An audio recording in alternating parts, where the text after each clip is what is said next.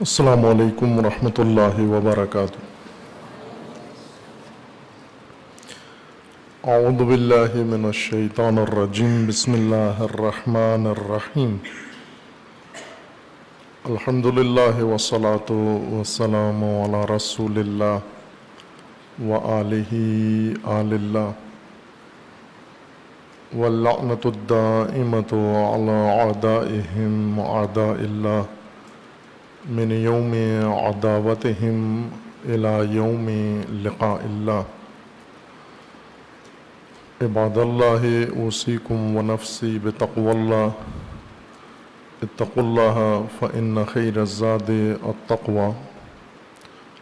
بندگان خدا، آپ سب کو اور اپنے نفس کو تقوی الہی کی وصیت کرتا ہوں، تقوی الہی کی طرف دعوت دیتا ہوں۔ اپنی زندگی تقوی کی بنیاد پر قائم کریں، استوار کریں اور بسر کریں۔ خداوند تبارک و تعالی نے انسان کی ہدایت کا نظام بنایا ہے اور اس کا محور، اس کی بنیاد تقوی کو قرار دیا ہے۔ تقوی الہی طرز زندگی کا نام ہے۔ معنی کیا تھا پہلے تقوی کا کہ تقوی حفاظت کو کہتے ہیں،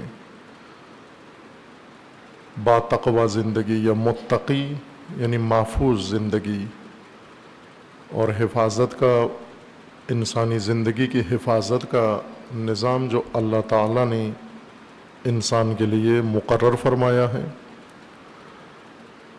اگر اس نظام کے مطابق انسان زندگی بسر کرے، دنیاوی و اخروی کوئی خطر و ضرر انسان کو نہیں پہنچ سکتا۔ اس محفوظ زندگی میں زحمتیں ہیں، سختیاں ہیں، لیکن خطر اور ضرر سے اور ہلاکت سے انسان محفوظ ہے۔ تقوی الہی حفاظتی طرز زندگی یا نظام زندگی کا نام ہے۔ اس کی تشریح قرآن کریم کی مختلف آیات میں بیان کی گئی ہے، بلکہ ایک لحاظ سے کہہ سکتے ہیں کہ قرآن کریم تقوی کی ہی وضاحت اور تفسیر ہے۔ اصول زندگی، طرز زندگی، نظام زندگی، مسائل زندگی سب قرآن کریم میں اس لیے بیان کیے گئے ہیں تاکہ مومن و مسلمان اپنی زندگی ان اصولوں کے مطابق بسر کریں۔ لیکن ہمارے ساتھ جو المیہ رونما ہوا ہے وہ یہ کہ ہم مسلمان و مومن بھی ہیں، اور دوسری طرف سے ہمارا آبائی تہذیب سے تعلق بھی ہے۔ طرز زندگی آبائی ہے، الہی نہیں ہے۔ اصول زندگی آبائی ہیں، الہی نہیں ہیں۔ الہی امور کو ہم نے آبائی زندگی میں برکت کے لیے شامل رکھا ہوا ہے، اور آبائی زندگی، آبائی اصول، آبائی رسم و رواج انسان کو محفوظ زندگی فراہم نہیں کر سکتے، بلکہ غیر محفوظ ہو جاتا ہے۔ انسان جیسے اس وقت ہیں، اگر ہم پاکستان ہی کو دیکھیں تو پورا ملک غیر محفوظ ہے۔ پاکستان میں رہنے والے ہر فرد کی زندگی ہر پہلو سے غیر محفوظ ہے۔ یہ اس وجہ سے ہے چونکہ آبائی طرز زندگی اپنایا ہے ہم نے، اور اس آبائی زندگی میں محفوظ زندگی نہیں ہے۔ روز خطر ہیں و روزانہ ضرر، اور ایسے ضرر و خطر جو انسان کو ہلاکت میں ڈال دیتے ہیں۔ اس قدر پاکستان غیر محفوظ ہے کہ پاکستانی پاکستان سے بھاگنے کی فکر میں ہے، پاکستان چھوڑنے کی فکر میں ہے۔ یہ ہر پاکستان کی قلبی آرزو ہے، مجالس میں، نمازوں میں، عبادتوں میں، صدقہ خیرات میں ایک دل کی گہرائی سے جو دعا مانگتا ہے وہ یہ کہ پاکستان سے نکلنے کا کوئی راستہ مل جائے، کسی ملک کا ویزا مل جائے، تاکہ میں بھوک سے بھی محفوظ ہو جاؤں، دشمن سے بھی محفوظ ہو جاؤں، چور ڈاکو سے محفوظ ہو جاؤں، اندھیرے سے محفوظ ہو جاؤں، گرمی سے محفوظ ہو جاؤں، حبس سے محفوظ ہو جاؤں، تاریکی سے محفوظ ہو جاؤں۔ یہ سب خطرے ہیں و ضرر ہیں جن میں ایک پاکستانی مسلمان غرق ہے، اور رائے حل اس میں سمجھتا ہے کہ ہم اس ملک سے ہی بھاگ جائیں۔ اس ملک کے اندر اس کو امید نہیں ہے کہ مجھے تحفظ ملے گا، اپنے آپ کو غیر محفوظ سمجھتے ہیں۔ آبائی زندگی کا یہ تحفہ ہے، آبائی رسم و رواج کا یہ تحفہ ہے۔ اگر الہی زندگی اپنائیں، با تقوی زندگی اپنائیں، اور زندگی کے تمام معاملات تقوی کی بنیاد پر ہوں، الہی اصولوں کی بنیاد پر ہوں، شاید کسی پاکستانی کو زبردستی پاکستان سے نکالیں تو جائے، ورنہ وہ جانے کے لیے حاضر نہیں ہوگا کہ ایسی سرزمین سے جہاں پر ہر چیز اس کی محفوظ ہے، وہ احساس تحفظ رکھتا ہے، کیوں جائے یہاں سے؟ فقط تفریح کے لیے جائے گا، شوق کے لیے جائے گا، ورنہ مجبور ہو کر اپنی زندگی بچانے کے لیے اسے فرار نہیں کرنا پڑے گا۔ قرآن کریم نے تقوی کے متعلق مختلف فصول ذکر کی ہیں، ان میں پہلی فصل متقین کا مقام ہے، اور قرآن کریم میں متقین کا ذکر ہے اسی لفظ کے ساتھ، لفظ متقین، متقی کی جمع ہے متقین، یعنی وہ لوگ جو تقوی کی منزل پر فائز ہو گئے ہیں، جنہوں نے اپنا طرز زندگی تقوی بنا لیا ہے، انہیں متقی کہیں گے۔ آبائی تہذیب پر عمل کرنے والا جو دین کو فقط تبرک کے طور پر آبائی زندگی میں شامل رکھتا ہے، یہ قرآن کے معیار کے مطابق متقی انسان نہیں ہے۔ یہ وہ انسان ہے جو آبائی طرز زندگی میں ایک چاشنی ملاتا ہے دین کی، دینی معاملات میں، دینی رسومات میں بھی شرکت کر لیتا ہے، اور دل کو تسلی دیتا ہے کہ میں دیندار بھی ہوں، مومن بھی ہوں۔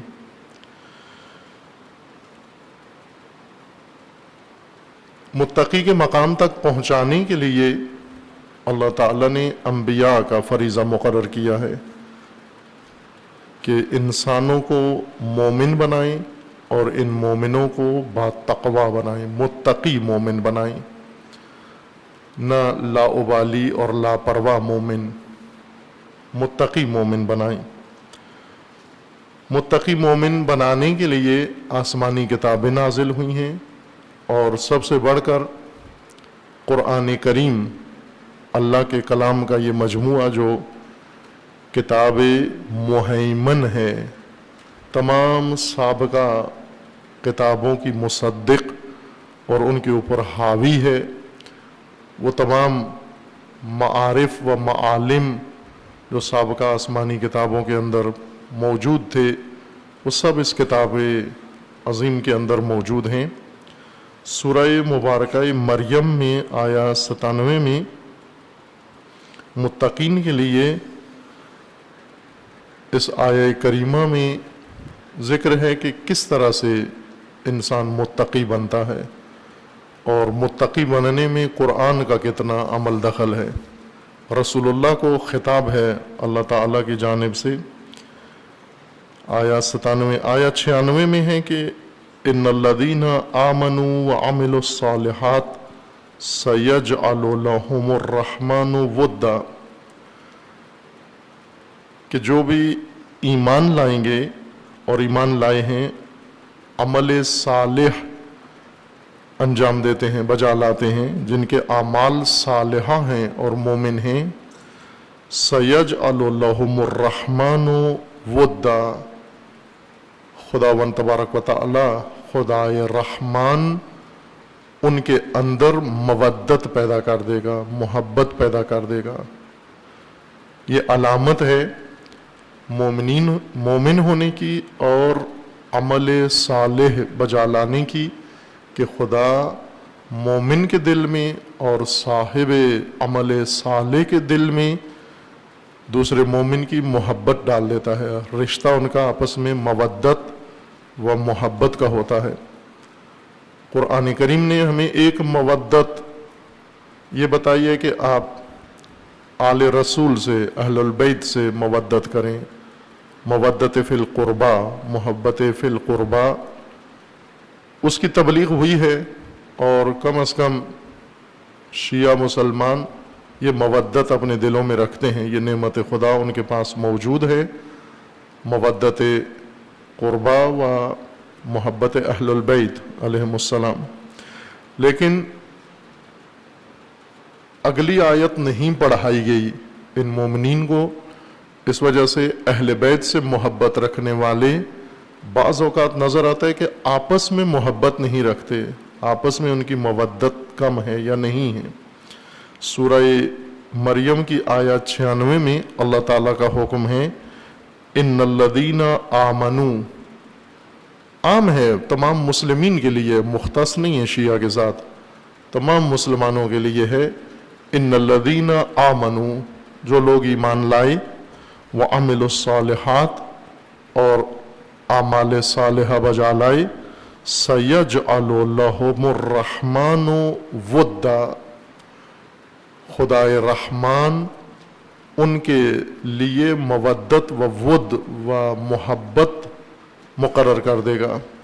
وہ ایک دوسرے سے مودت کے رشتے میں منسلک ہوں گے، وہ بھی ایک دوسرے کے اقارب بن جائیں گے رشتہ مودت و محبت میں. مودت و محبت میں بعض علماء نے یہ فرق ذکر کیا ہے کہ اگر فقط دل میں ہو، اظہار نہ ہو، اسے محبت کہتے ہیں، اور اگر عملاً انسان محبت کا اظہار کر دے یہ مودت ہے. یہ ظاہری ابتدائی فرق ہے، اس سے زیادہ عمیق فرق بھی ہے، چونکہ ابھی بات ہماری مودت و محبت میں نہیں ہے، جب آئے گی تو وہ گہرا فرق بھی بیان کریں گے. اس کے بعد ہے آیا 97 میں فَإِنَّمَا يَسَّرْنَاهُ بِلِسَانِكَ لِتُبَشِّرَ بِهِ الْمُتَّقِينَ.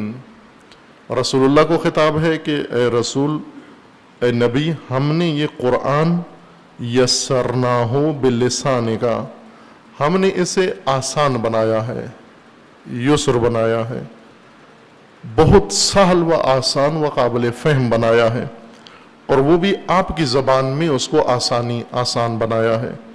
فَإِنَّمَا يَسَّرْنَاهُ بِلِسَانِكَ لِتُبَشِّرَ بِهِ الْمُتَّقِينَ، تاکہ آپ متقین کو بشارت دے سکیں. وَتُنذِرَ بِهِ قَوْمًا لُدًّا، اور آپ قوم لد کو انذار کر سکیں. تمام انبیاء بشیر و نذیر ہیں، و رسول اللہ کے لیے خصوصاً قرآن کریم میں یہ لقب ذکر کیا گیا ہے کہ اللہ تعالیٰ نے اپنے نبی کو بشیر و نذیر بنا کر بھیجا ہے. اس مختصر سی آیت میں متعدد مطالب ہیں. ایک مطلب اس کے اندر یہ ہے کہ قرآن کو اللہ نے آسان کر کے نازل کیا ہے. اور بھی آیات ہیں اس بارے میں کہ قرآن آسان ہے. تمام مسلمانوں کا و اکثر کا یہ اعتقاد ہے کہ مشکل ہے، قرآن نہیں پڑھنا ہی نہیں آتا ان کو، چونکہ ذہن میں یہ رکھا ہوا ہے کہ مشکل ہے، قرآن پڑھنا مشکل ہے. اور اس سے زیادہ مشکل قرآن سمجھنا ہے. ایک بڑی تعداد پڑھ نہیں سکتے، اور جو قرآن پڑھنا جانتے ہیں، ہمت کر لیتے ہیں، اس کے بعد اسے سمجھنا مشکل و دشوار سمجھتے ہیں. قرآن کے سمجھنے کے مشکل ہونے پر تاکید بھی کی جاتی ہے. ممبروں پر چہ بسا ایسے قرآن ناشناس و قرآن سے دور لوگ یہ ترویج کرتے ہیں کہ قرآن ہماری سمجھ سے بالاتر ہے، ہمیں سمجھ میں نہیں آتا. اور ممبر سے جب کسی چیز کی تلقین ہو جائے تو وہ مومن پلے باندھ لیتا ہے کہ قرآن ہمارے لیے نہیں ہے، اور قرآن ہمیں سمجھ میں نہیں آئے گا، قرآن سمجھنا بہت مشکل ہے، قرآن فقط معصومین کو سمجھ میں آتا ہے، یا اگر بہت زیادہ وسعت دیں تو علماء کو سمجھ میں آتا ہے، مفسرین کو، باقی عوام کو، عام آدمی کو قرآن سمجھ میں نہیں آتا. اب یہ قرآن کی نزول کی حکمت کو ہی باطل کر دیتے ہیں۔ ہدایت کی کتاب جو ہدن للناس ہے وہ ہدن للمتقین ہے، یہ سمجھ میں ہی اگر نہیں آتی تو ہدایت کیسے ہوگی؟ یہ اگر سمجھ میں نہیں آتی تو نازل کیوں کی گئی ہے؟ کس لیے مسلمانوں کے لیے، مومنین کی ہدایت کے لیے بھیجی گئی ہے اگر سمجھ میں ہی نہیں آتی؟ قرآن اس کے الٹ دعویٰ رکھتا ہے۔ قرآن کا فرمانا ہے کہ یہ کتاب سمجھ میں آتی ہے اور آسان بنا کے ہم نے اس کو نازل کیا ہے۔ نزول کا معنی بھی قابل فہم بنانا ہے۔ نازل ہونے کا مطلب اوپر کی جگہ سے نیچے کی جگہ پر آنا نہیں ہے، بالائی منزل سے تحتانی منزل کی طرف اترنا نزول نہیں ہے، جیسے بارش نازل ہوتی ہے۔ قرآن ایسے نازل نہیں ہوا کہ عرش پہ تھا اور عرش زمین سے اوپر ہے اور وہاں سے زمین پہ اترا قرآن، یہ نزول قرآن ہے، بلکہ یہ کلام خداوند تبارک و تعالی ہے اور انسان کے لیے ہے۔ اور اللہ کا فرمانا ہے کہ میں تمہاری رگ حیات سے زیادہ تمہارے قریب ہوں، میں تو دور نہیں ہوں تم سے، رگ حیات سے زیادہ تمہارے قریب ہوں۔ اقرب الیہ من حبل الورید، نحن اقرب الیہ من حبل الورید، ہم انسان کے حبل ورید، رگ حیات سے زیادہ انسان کے قریب ہیں۔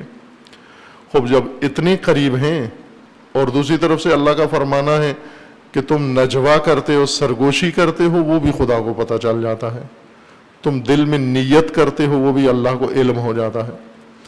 اب جب خدا اتنے قریب ہے ہمارے اور ہر ایک کے اور رسول اللہ کے، یہی خدا ایک قریب اپنا پیغام دینا چاہتا ہے، ہدایت نازل کرنا چاہتا ہے، عطا کرنا چاہتا ہے، تو کیسے کرے؟ کہ چونکہ خدا بہت دور ہے، انسان خدا سے بہت دور ہے، اللہ انسان سے بہت دور ہے، پس بیچ میں جبرائیل کی ضرورت ہے، فرشتے کی ضرورت ہے کہ وہ عرش سے فرش تک کا فاصلہ جو بہت لاکھوں نوری سال ہے، جبرائیل کو دیں، وہ کئی دن لگا کر ایک آیت لے کر آئے پھر واپس جائے۔ یہ افسانہ ہے، یہ کہانی ہے کہ خدا کی ذات عرش ہے اور عرش آسمانوں کے اوپر ہے۔ عرش خدا قدرت خدا ہے، عرش الہی حاکمیت خدا ہے، عرش خدا اللہ کا ارادہ ہے۔ عرش وہ نقطہ جس سے حاکم حکومت کرتا ہے، جہاں سے بیٹھ کر فرمان دیتا ہے، جہاں سے امر صادر کرتا ہے، وہ عرش ہے، اور وہ ارادہ خدا ہے، وہ ذات خدا ہے۔ اللہ کی ذات محیط ہے ہر ذرے کو اور ہر شے کو اور ہر انسان کے اوپر۔ اللہ اگر پیغام پہنچانا چاہے تو زمینی فاصلہ، مکانی فاصلہ نہیں ہے مخلوق کے ساتھ۔ پھر کیوں ضرورت پڑی فرشتے کی، نزول کی، وحی کی؟ یہ اس وجہ سے نہیں کہ مکانی فاصلہ زیادہ تھا لہذا بیچ میں کسی واسطے کی ضرورت پڑی، جیسے انسان تک اپنا پیغام پہنچاتا ہے۔ یہ اس لیے ضرورت پڑی چونکہ پیغام الہی ہے اور آنا مخلوق کے لیے ہے۔ اللہ اور مخلوق میں بہت فاصلہ ہے، اس پہلو سے نہ مکانی فاصلہ بلکہ وجودی فاصلہ۔ وہ اللہ ہے، انسان مخلوق ہے، اور اللہ کا کلام اللہ کے لیے اللہ کو سمجھ میں آتا ہے، مخلوق کو سمجھ میں نہیں آتا۔ مخلوق کی زبان میں اس کو ڈالنا ضروری ہے تاکہ مخلوق کے گفتگو یا کلام کے لہجے میں آ جائے، مخلوق کی بولی میں اللہ کا کلام تبدیل ہو جائے۔ اس کے لیے اللہ تعالیٰ نے فرشتے بھی بیچ میں واسطہ بنائے، انبیاء واسطہ بنائے، وحی کے ذریعے سے قرآن نازل کیا۔ نازل ہونے کا مطلب یہ ہے کہ ایک ایسی شکل میں تھا قرآن، ایسے فارمیٹ میں تھا قرآن جو کسی کے لیے قابل فہم نہیں تھا۔ لا یمسہ الا المطہرون، مطہرون کے علاوہ قرآن کو کوئی سمجھ نہیں سکتا تھا، چونکہ کتاب مکنون میں ہے۔ انہ لقرآن کریم فی کتاب مکنون، یہ قرآن کریم ہے، کتاب مکنون میں ہے، یعنی دسترس سے باہر ہے تمہاری۔ لا یمسہ इल्लल मुतहरून, मुतहरून के अलावा कोई भी इसको मस नहीं कर सकता, समझ नहीं सकता। लेकिन हिदायत तो आम लोगों के लिए है जिनकी दस्तरस से बाहर है। चूंकि इनकी हिदायत के लिए है, बस नुज़ूल होना चाहिए, इसका नाजिल होना चाहिए, यानी इनकी सतह ज़हनी के मुताबिक उसको बनाने की ज़रूरत है, इनके फहम के मुताबिक कुरान को लाने की ज़रूरत है, इनके लेवल में कुरान को लाने की ज़रूरत है। वही मतलब यहाँ सूरह मरियम के आयत 97 में अल्लाह ताला ने बयान फरमाया है, फ़इन्नमा यस्सरनाहु, ए रसूल हमने कुरान को आसान कर दिया है, बिलिसानिका, आपकी ज़बान में उसको तब्दील कर दिया है। यही नुज़ूल है, आसान कर देना, काबिल फहम बना देना, आपकी बोली में, आपकी ज़बान में उसको बदल दिया है। क्यों आसान बनाकर आपकी ज़बान में उसको बदल दिया है? लितुबश्शिरा बिहिल मुत्तकीन, ताकि आप मुत्तकियों को बशारत दें, व तुनज़िरा बिही कौमन लुद्दा, मुत्तकीन को बशारत दें कुरान के ज़रिए से, इस आसान कुरान के ज़रिए से। ये कुरान जो आपकी लिसान और ज़बान में तब्दील कर दिया है, इसके ज़रिए से, और कौम लुद को इंजार करें। इबशार व इंजार या बशीर व नज़ीर, आम तौर पर जहनों में ये बात मौजूद है हमारे कि बशारत देना यानी जन्नत के ज़िक्र करना, नेमतें, हूर और नहरें, और इंजार का मतलब है जहन्नम का जिक्र, कोड़े, अजाब, ये इंजार है। मुत्तकियों को जन्नत की बशारतें दें और कौम लुद को जहन्नम के किस्से सुनाएं। ना बशीर व नज़ीर, इससे ज़्यादा खूबसूरत माना है, वह जामे माना है, वह गहरा माना। बशीर का मतलब यह है कि आप हिदायत के रास्ते इनको बताएं, न कि ज़िंदगी के बाद क़यामत में जो कुछ इनको नसीब होगा। बशारत मुनहसर है उसके अंदर, इस ज़िंदगी में बशारतें दें, चूँकि इंसान अपनी ज़िंदगी में बशारतों का मोहताज है। बशारत उस खबर को कहते हैं जिसे सुनकर इंसान का चेहरा खिल जाए, खुश हो जाए, ऐसी खबर को बशारत कहते हैं। बशरा जिल्द, इंसान की जिल्द को कहते हैं। बशर को इसीलिए बशर कहते हैं चूँकि जिल्द नुमायाँ है, इसकी बालों में छुपी हुई नहीं है, भेड़ बकरियों की तरह वो बशर नहीं है, चूँकि उनकी जिल्द पिनहान है, पोशीदा है। सिर्फ इंसान बशर है, बशरा ज़ाहिर है, जिल्द के ऊपर इतने बाल नहीं है कि छुप जाएं, खुसूसन चेहरा इंसान का नुमायाँ है, बशर है ये। बशारत ऐसी खबर जिससे इंसान का चेहरा खिल जाए, खुश हो जाए इंसान सुनकर। भले लज्जतें सुनकर खुश हो जाता है इंसान, ये इंसान की शख्सियत पर इन्हिसार करता है कि किस शख्सियत का मालिक है। बाज़ों को पैसे की बात करें खुश हो जाते हैं, बाज़ों को छुट्टी की बात करें खुश हो जाते हैं। अगर ये तालिब इल्मों को मसलन कहें आपको पैसे देंगे, ये इतने खुश नहीं होते जितना इनको कहीं छुट्टी है आपको इतने खुश होते हैं। लालची, हरीस, खसीस, कंजूस आदमी को अगर पैसे की बात करें बहुत खुश होता है। उसको कहो, खसीस आदमी को कहो तुझे छुट्टी है आज, तो वो इतना खुश नहीं होता। उसे कहो तुझे पैसे मिलेंगे या बचत होगी तेरी, बहुत खुश होता है। हर आदमी ख्वाहिशात, लज्जतों के लिहाज से किसी अलग चीज़ से खुश होता है। इनको नहीं कहते बशारतें, यानी इंसान की ख्वाहिश के मुताबिक, लज्जत के मुताबिक, शहवत के मुताबिक खुशी की खबर देना बशारत नहीं है। मसलन किसी गैर शादीशुदा को कहेंगे तेरी शादी होने वाली है, तेरे लिए शादी का रिश्ता आ गया, तो वो खुश हो जाता है। ये नहीं है बशारत। इंसान के लिए बशारत वो चीज़ है जो इंसान की निजात का रास्ता हो। इंसान बसा औक़ात निजात की राहों को नहीं समझता। एक ऐसा हैरत में डूबा हुआ शख्स जिसे रास्ता न मिल रहा हो, उसे रास्ता बताना बशारत है उसके लिए। हैरत और सरगर्दानी से निकालना, गुमराही से निकालना बशारत है उसके लिए। इंजार डराने को नहीं कहते, खतरात से आगाह करने को कहते हैं। खतरात क्या हैं اور ان خطرات سے بچنے کا تمہارے پاس طریقہ کیا ہے، راستہ کیا ہے، اس کو انذار کہتے ہیں۔ انبیاء کا، اولیاء کا، و ائمہ کا، و علماء کا فریضہ اللہ تعالیٰ نے یہ مقرر فرمایا ہے کہ آپ امتوں کو ابشار کریں، امید پیدا کریں ان کے اندر، نجات کے راستے بتائیں اور خطروں سے آگاہ کریں، اور ان خطروں سے بچنے کے لیے ان کی رہنمائی کریں۔ ابشار بھی ہے و انذار بھی ہے۔ یہی دو کام قرآن کریم نے بتائے ہیں، اور رسول اللہ کو اللہ کا فرمان ہے کہ ہم نے آسان قرآن اتارا ہے، آسان آپ کی زبان میں، تاکہ متقیوں کو بشارت دیں اور قوم لد کو انذار کریں۔ آپ انذار یعنی انہیں خطرات سے آگاہ کریں۔ قوم لد، توجہ فرمائیں، قرآن نے ایک قوم بتائی ہے، قوم لد۔ پاکستان میں متعدد اقوام ہیں، عجیب و غریب نام اپنے رکھے ہوئے ہیں، یہ فلاں قوم ہے، یہ فلاں قوم ہے۔ یہ ہماری لوکل اصطلاحیں ہیں، جو بھی جس قوم کا ہے۔ قرآن نے کچھ قومیں قرآن نے ذکر کی ہیں۔ اب ممکن ہے ہم اپنی قومی تقسیم میں کسی کو کسی قوم کا حصہ سمجھیں، لیکن قرآن کی تقسیم کے مطابق وہ کسی اور قوم میں شامل ہو۔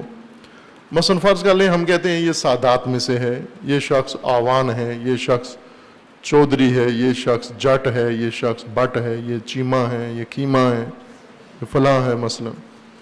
خوب یہ قومیں ہیں نا پاکستان میں، بعض ایسی قومیں ہیں تلفظ ان کا مشکل ہوتا ہے دوسروں کے لیے، کہ قومیت کا اتنا زیادہ احساس ہے۔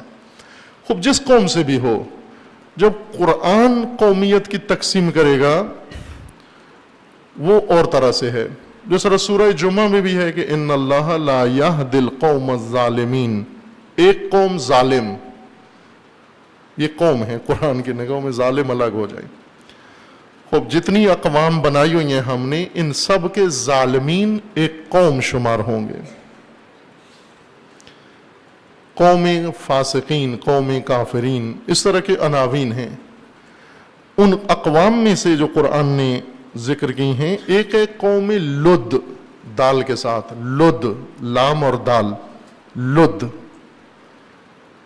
قومن لدہ۔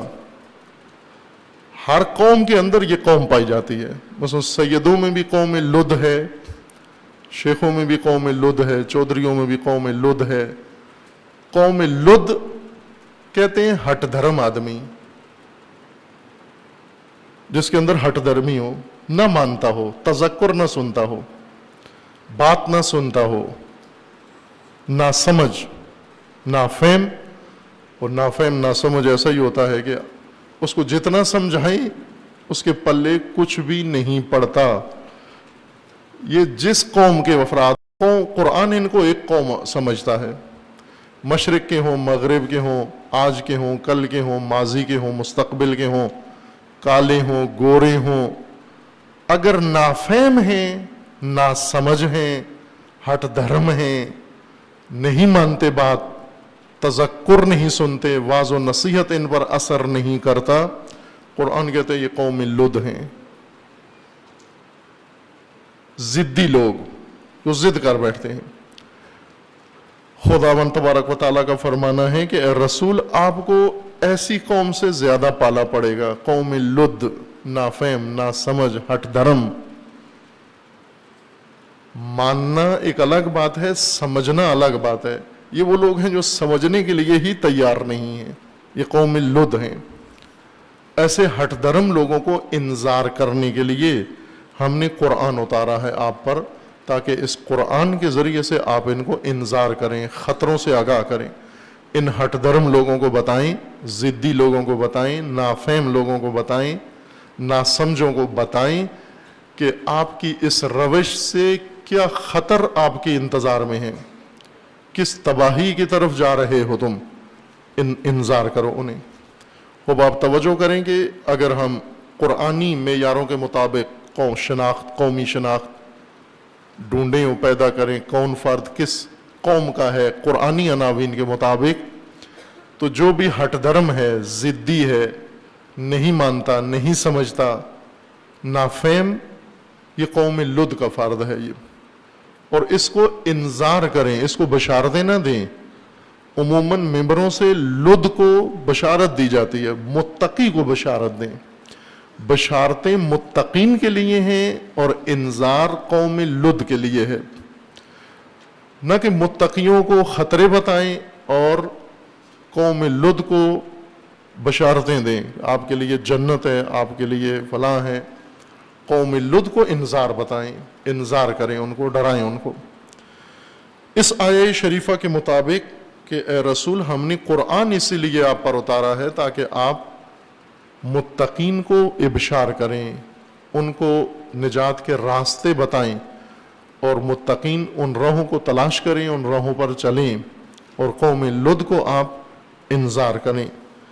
اس طرح سے با تقوی معاشرہ قائم ہو سکتا ہے اور تقوی الہی اصولوں پر زندگیاں قائم ہو سکتی ہیں، اور انسان مومن الہی طرز زندگی اپنا کر نجات پا سکتا ہے۔ اگر یہ مقام حاصل نہ ہو، با تقوی نہ ہو انسان، اور ویسے امیدیں لگا کے بیٹھا رہے بنی اسرائیل کی طرح، ہم جہنم نہیں جائیں گے، جنت میں فقط ہم جائیں گے، ہم اللہ کے بہت لاڈلے ہیں، ہم اللہ کے بہت پیارے ہیں۔ سورہ جمعہ میں اللہ تعالیٰ کا فرمانا ہے، اے رسول ان یہودیوں سے کہو، قل یا ایہا الذین ہادوا ان زعمتم انکم اولیاء للہ من دون الناس فتمنوا الموت ان کنتم صادقین۔ اے وہ لوگوں جو یہودی ہونے کا دعویٰ رکھتے ہو اور یہ کہتے ہو کہ ہم ہیں، اس گمان میں مبتلا ہو، زعمتم اس زعم و گمان میں مبتلا ہو کہ ہم ہیں اولیاء خدا، ہم ہیں احباء اللہ، ہم ہیں خدا کے قریب لوگ، اب اگر اتنا دعویٰ ہے تمہارا تو پھر موت کی تمنا کرو۔ اور پھر ساتھ ہی قرآن نے فرما دیا کہ ہرگز یہ موت کی تمنا نہیں کریں گے، لا یتمنونہ ابدا بما قدمت ایدیہم، ہرگز یہ موت کی تمنا نہیں کریں گے۔ واللہ علیم بالظالمین، خدا علم رکھتا ہے یہ قوم ظالم ہیں، وَإِنَّ اللَّهَ لَا يَهْدِي الْقَوْمَ الظَّالِمِينَ، یہ ظالم قوم ہیں۔ بنی اسرائیل کی طرح ذہنیت بنا کے رکھنا، بنی اسرائیل لد ہیں، لدود ہٹ درم قوم ہیں، واللجوج ضدی قوم ہیں بنی اسرائیل۔ مسلمانوں کو بتایا جا رہا ہے کہ یہ دو صفات اپنے اندر مت آنے دو، لدود اور لجوج نہ بنو، الد نہ بنو، الج نہ بنو، ضدی اور ہٹ درم مت بنو۔ بعض فخریہ طور پر ضدی کرتے ہیں کہ ہم نے آج تک کسی کی بات نہیں مانی، وہ یہ الد الخصام ہے، اس کو قرآن کہتا ہے یہ الد الخصام ہے، یہ دشمن ہے، خصومت رکھنے والا، حق کا دشمن، اور وہ بھی حق کا ہٹ دھرم دشمن ہے، یہ الد الخصام۔ اب یہ الد الخصام ہدایت نہیں پا سکتا، حیوان سے پستر ہے یہ انسان۔ پس تقوی بشارت سے و قرآنی ہدایت سے نصیب ہوگا کہ ہم نے قرآن آسان کس لیے کیا ہے تاکہ متقیوں کو بشارت دی جا سکے، وہ پہنچائی جا سکے۔ خداوند تبارک و تعالیٰ انشاءاللہ سب کو توفیق تقوی عنایت فرمائے۔ اعوذ باللہ من الشیطان الرجیم، بسم اللہ الرحمن الرحیم۔ انا اعطیناک الکوثر فصل لربک وانحر ان شانئک هو الابتر۔ صدق۔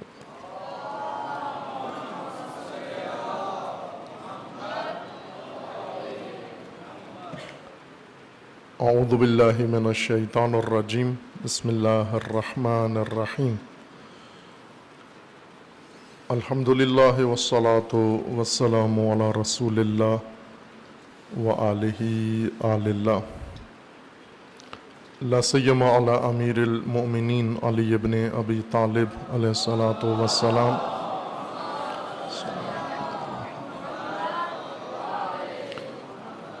وفاطمۃ الزہرا سیدۃ نساء العالمین، اللہم صل علی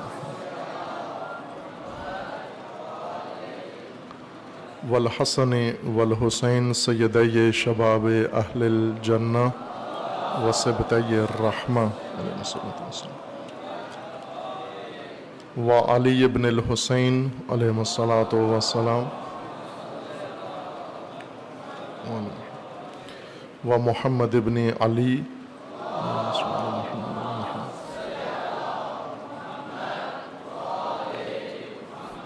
وجعفر ابن محمد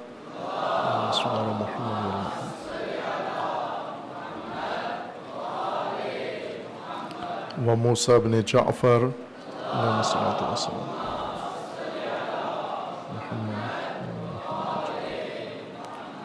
وعلي ابن موسى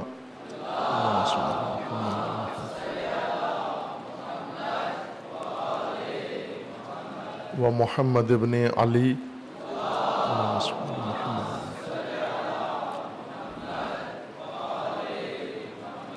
وعلي ابن محمد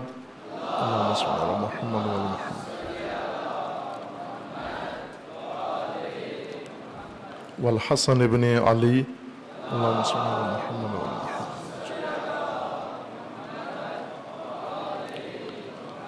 والحجة ابن الحسن القائم المهدي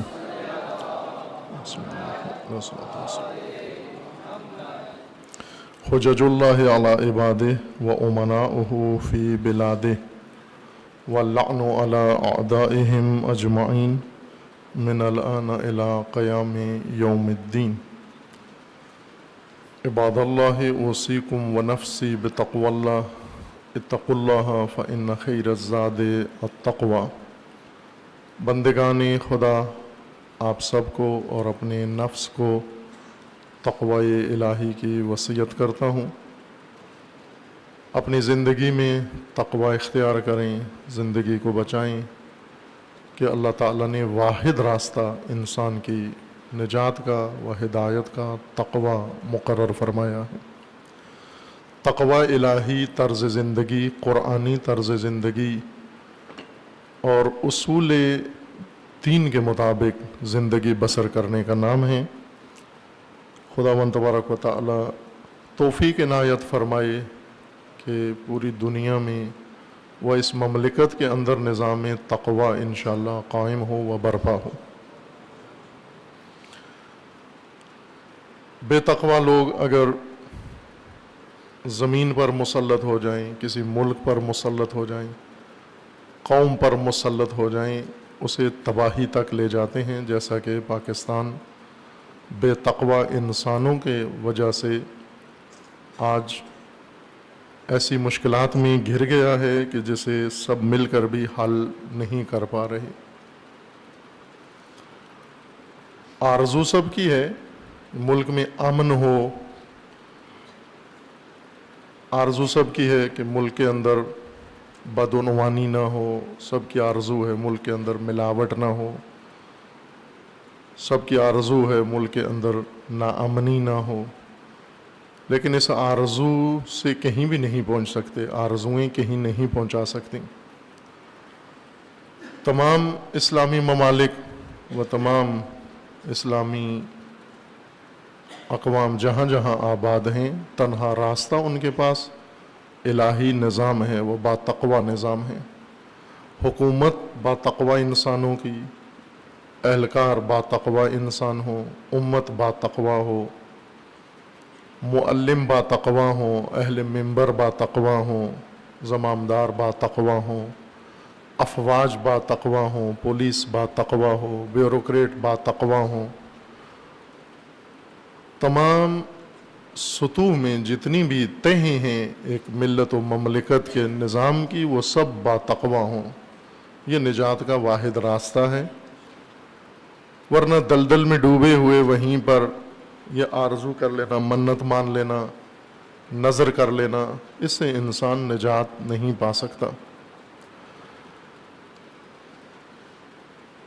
اگر ہم پوری اسلامی دنیا کے حالات کا جائزہ لیں و بالخصوص پاکستان کا، تو آج کا دن بہت اہمیت رکھتا ہے. آج کیا تاریخ ہے؟ 11 سپتمبر ہے آج. یہ 11 ستمبر اس زمانے کے لیے منحوس ترین دن ہے، خصوصاً دنیا اسلام کے لیے، عالم اسلام کے لیے اور پاکستان کے لیے. اس دن سے مسلمانوں کی تباہی کا شیطانی حربہ شروع ہوا. شروع تو پہلے سے تھا لیکن اس کا نیا فیز، نیا مرحلہ اس تاریخ سے آغاز ہوا، جیسے آپ عموماً 9/11 کے نام سے جانتے ہیں. 9/11 کہیں تو آپ کو سمجھ میں آتی ہے، 11 ستمبر کہنے سے پتہ نہیں چلتا کہ کیا کہہ رہے ہیں. اس منحوس دن میں جو کچھ شیطان نے کیا اور کروایا، اور پھر اس کے بعد جن مراحل کا آغاز کیا، آج سب ہم اس کا نتیجہ بھگت رہے ہیں. پاکستان کے اندر اور ساری اسلامی دنیا کے اندر، بالخصوص مشرق وسطیٰ میں جو کچھ یمن میں ہو رہا ہے، بحرین میں جو کچھ ہو رہا ہے، شام و لبنان میں، عراق میں و بالاخص پاکستان میں، یہ سب ایک شیطانی اسٹریٹجی کا نتیجہ ہے کہ پاکستان اس کے اندر کود گیا. بے تقوی حکمران پاکستان کے، بے تقوی زمامدار پاکستان کے، ڈرپوک بزدل جنہوں نے ملک کو اس تباہی کی راہ پر ڈال دیا، اور اب اس سے نکالنے کے لیے اس سے بدتر اقدامات کر رہے ہیں، اس سے بھی بدتر جو ڈبونے کے لیے کیے تھے. 11 ستمبر آپ کو یاد ہے 2001 میں، بعض چھوٹے بچے پیدا نہیں ہوئے ہوں گے لیکن بڑوں کو یاد ہے، 11 ستمبر 2001 میں پاکستانی وقت کے مطابق شام کا اور امریکہ کے وقت کے مطابق صبح 8 بجے، آپ کے پاس شاید شام کے 8 بجے تھے یا 7 بجے تھے، اور امریکہ میں صبح کے 8 بجے تھے. امریکہ کے شہر نیو یارک میں 2 بلند ترین عمارتیں حادثے کا شکار ہوئیں. جہازوں میں افراد بیٹھ کر آئے اور ان 2 ٹاور سے ٹکرا کر انہوں نے پوری دنیا کی توجہ جلب کی. پھر اس کے بعد ایک جہاز یا جہاز نما کوئی چیز ایک اور ریاست میں امریکی وزارت دفاع پینٹاگون کے ساتھ ٹکرائی، اور ایک اور جہاز جو شاید اپنے ہدف تک نہیں پہنچ سکا، راستے میں کسی صحرا میں حادثے کا شکار ہو گیا. یہ منحوس دن باعث بنا کہ پھر اس کے بعد مسلمانوں کی تباہی جو پہلے ایک اور انداز سے ہو رہی تھی، اس دن کے بعد اور انداز سے ہوئی. یہ ٹرننگ پوائنٹ تھا شیطانی اسٹریٹجی کا، یعنی یہاں سے اسٹریٹجی کا نقطۂ عطف شروع ہوا، ٹرننگ پوائنٹ تھا، یعنی یہاں سے موڑ مڑا، شیطانی منصوبے کے اندر موڑ پیش آیا اور انہوں نے اس کو زیادہ جارحانہ بنایا، اور شیطانی افواج لے کر وہ عالم اسلام پر چڑھائی کرنے کے لیے تیار ہو گئے. افغانستان پر حملہ کیا. بہت ہی ڈرامائی انداز میں یہ کام ہوا، اور یہ پہلے ریہرسل ہو چکی تھی. اس کام کی ریہرسل کئی فلموں میں ہوئی ہے، ہالی ووڈ کی فلمیں بنائی گئی تھیں بالکل اسی طرح، اسی مضمون کے ساتھ اور اسی سٹائل میں. پھر اس کے بعد انہی فلموں کے سنیریو کے مطابق 2001 11 ستمبر 2001 کو نیو یارک میں وہ فلمی سنیریو تکرار کیا گیا. 8 گھنٹے کے اندر اندر وہ بلڈنگیں جن سے 2 جہاز ٹکرائے، 110 منزلہ عمارتیں تھیں، ان کے اوپر کی حصے سے جہاز ٹکرائے اور انہیں آگ لگی، اور تھوڑی دیر کے بعد کچھ گھنٹوں کے اندر اندر وہ بلڈنگیں پگھل گئیں ساری، جن کے اندر اتنا سٹیل استعمال ہوا تھا، لوہا استعمال ہوا تھا ٹنوں، وہ سارا سٹیل پگھل گیا میلٹ ہو کر، اور اطراف کی بلڈنگیں بھی پگھل گئیں. اس قدر ٹیمپریچر تھا وہاں پر صرف جہاز ٹکرانے سے، بوئنگ جہاز ٹکرائے اس سے، کہ شاید 8000 سینٹی گریڈ ٹیمپریچر وہاں پیدا ہوا اور اس سے اطراف کی بلڈنگیں بھی ساری پگھل گئیں. وہ کیسے پگھلیں یہ نہیں بتاتے. جہاز ٹکرانے سے بلڈنگیں کیسے پگھل گئیں؟ نہ کہ گر گئیں، پگھل گئیں، میلٹ ہو کے بالکل مایا بن گئیں. لوہا پانی کی شکل اختیار کر گیا اور گرد و نواح کی بلڈنگیں بھی اس طرح. 8 گھنٹے بعد اعلان ہوا کہ جن لوگوں نے یہ کام کیا ہے وہ پکڑے گئے ہیں، ان کا پتہ چل گیا ہے. چونکہ حادثے کے ملبے سے 8 گھنٹے بعد، ابھی لاشیں بھی نہیں نکالی تھیں، 8 گھنٹے کے بعد اسی ملبے سے پاسپورٹ ملے ہیں اور ایک لسٹ ملی ہے ٹیررسٹوں کی، کاغذ کی. لوہا پگھل گیا ہے 8000 سینٹی گریڈ ٹیمپریچر میں یا اس سے بھی زیادہ. بلڈنگیں پگھل گئی ہیں، لوہا پگھل گیا ہے، ٹائلیں پگھل گئی ہیں، ہر چیز. پاسپورٹ نہیں پگھلا اور کاغذ کا ٹکڑا جس پہ ٹیررسٹوں کے نام لکھے ہوئے تھے اور پتے اور ٹیلی فون اور نیشنلٹی، وہ نہ جلا نہ پگھلا. خوب یہ مسخرہ مذاق دنیا کے ساتھ کیا کہ یہ وہاں سے ملا ہے اور ہمیں پتہ چل گیا کون ہے. ان کے نام فوراً اعلان ہوئے اور کہا گیا کہ یہ القاعدہ تنظیم نے کیا ہے. القاعدہ تنظیم کا ہیڈ کوارٹر افغانستان میں تھا، تو فوراً افغانستان پر حملے کا آرڈر صادر ہوا اور افغانستان پر حملے کے لیے میزائل، جہاز، سب کچھ مشینری، جنگی مشینری روانہ کر دی گئی. وہ پہنچ آئی اور جہازوں کے پہنچنے سے پہلے ایک فون کال پاکستان کو آئی. اس وقت کے امریکی وزیر خارجہ جو پہلے فوج کے جرنیل تھا، اس نے پاکستانی پریزیڈنٹ کو کال کی. کیا نام تھا اس جرنیل کا؟ کولن پاول. کولن پاول نے فون کال کی. ٹوٹل شاید فون کال 3 منٹ کی تھی اور اس میں انہوں نے ہمارے جرنیل سے کہا کہ ہم افغانستان پر حملہ کرنے والے ہیں اور آپ نے ہمیں سہولت دینی ہے حملے کی.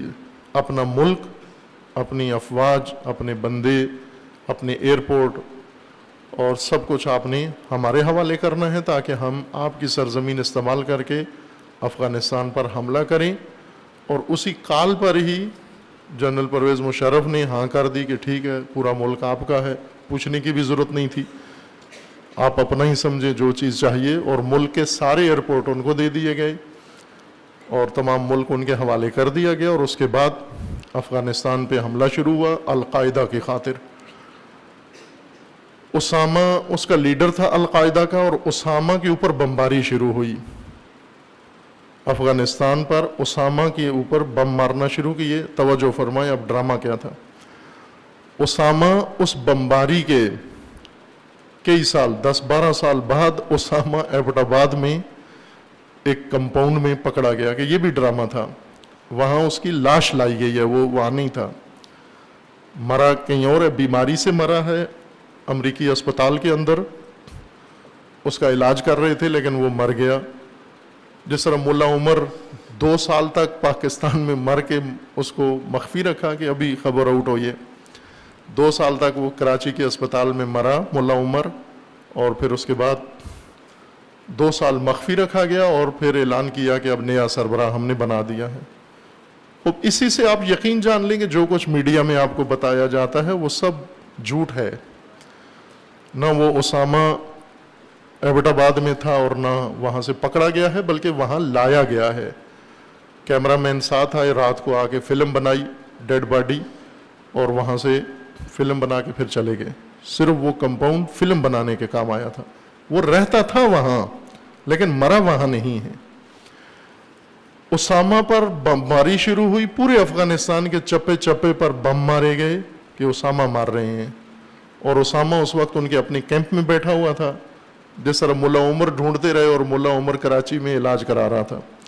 ظاہر ہے کراچی میں کسی معمولی اسپتال میں تو اس ہائی پروفائل آدمی کا علاج نہیں ہوتا. کسی عطائی ڈاکٹر کے پاس نہیں تھا، بلکہ خفیہ طور پر رکھا گیا، اس کو تحفظ دیا گیا. حتیٰ 2 سال اس کی موت چھپائی گئی.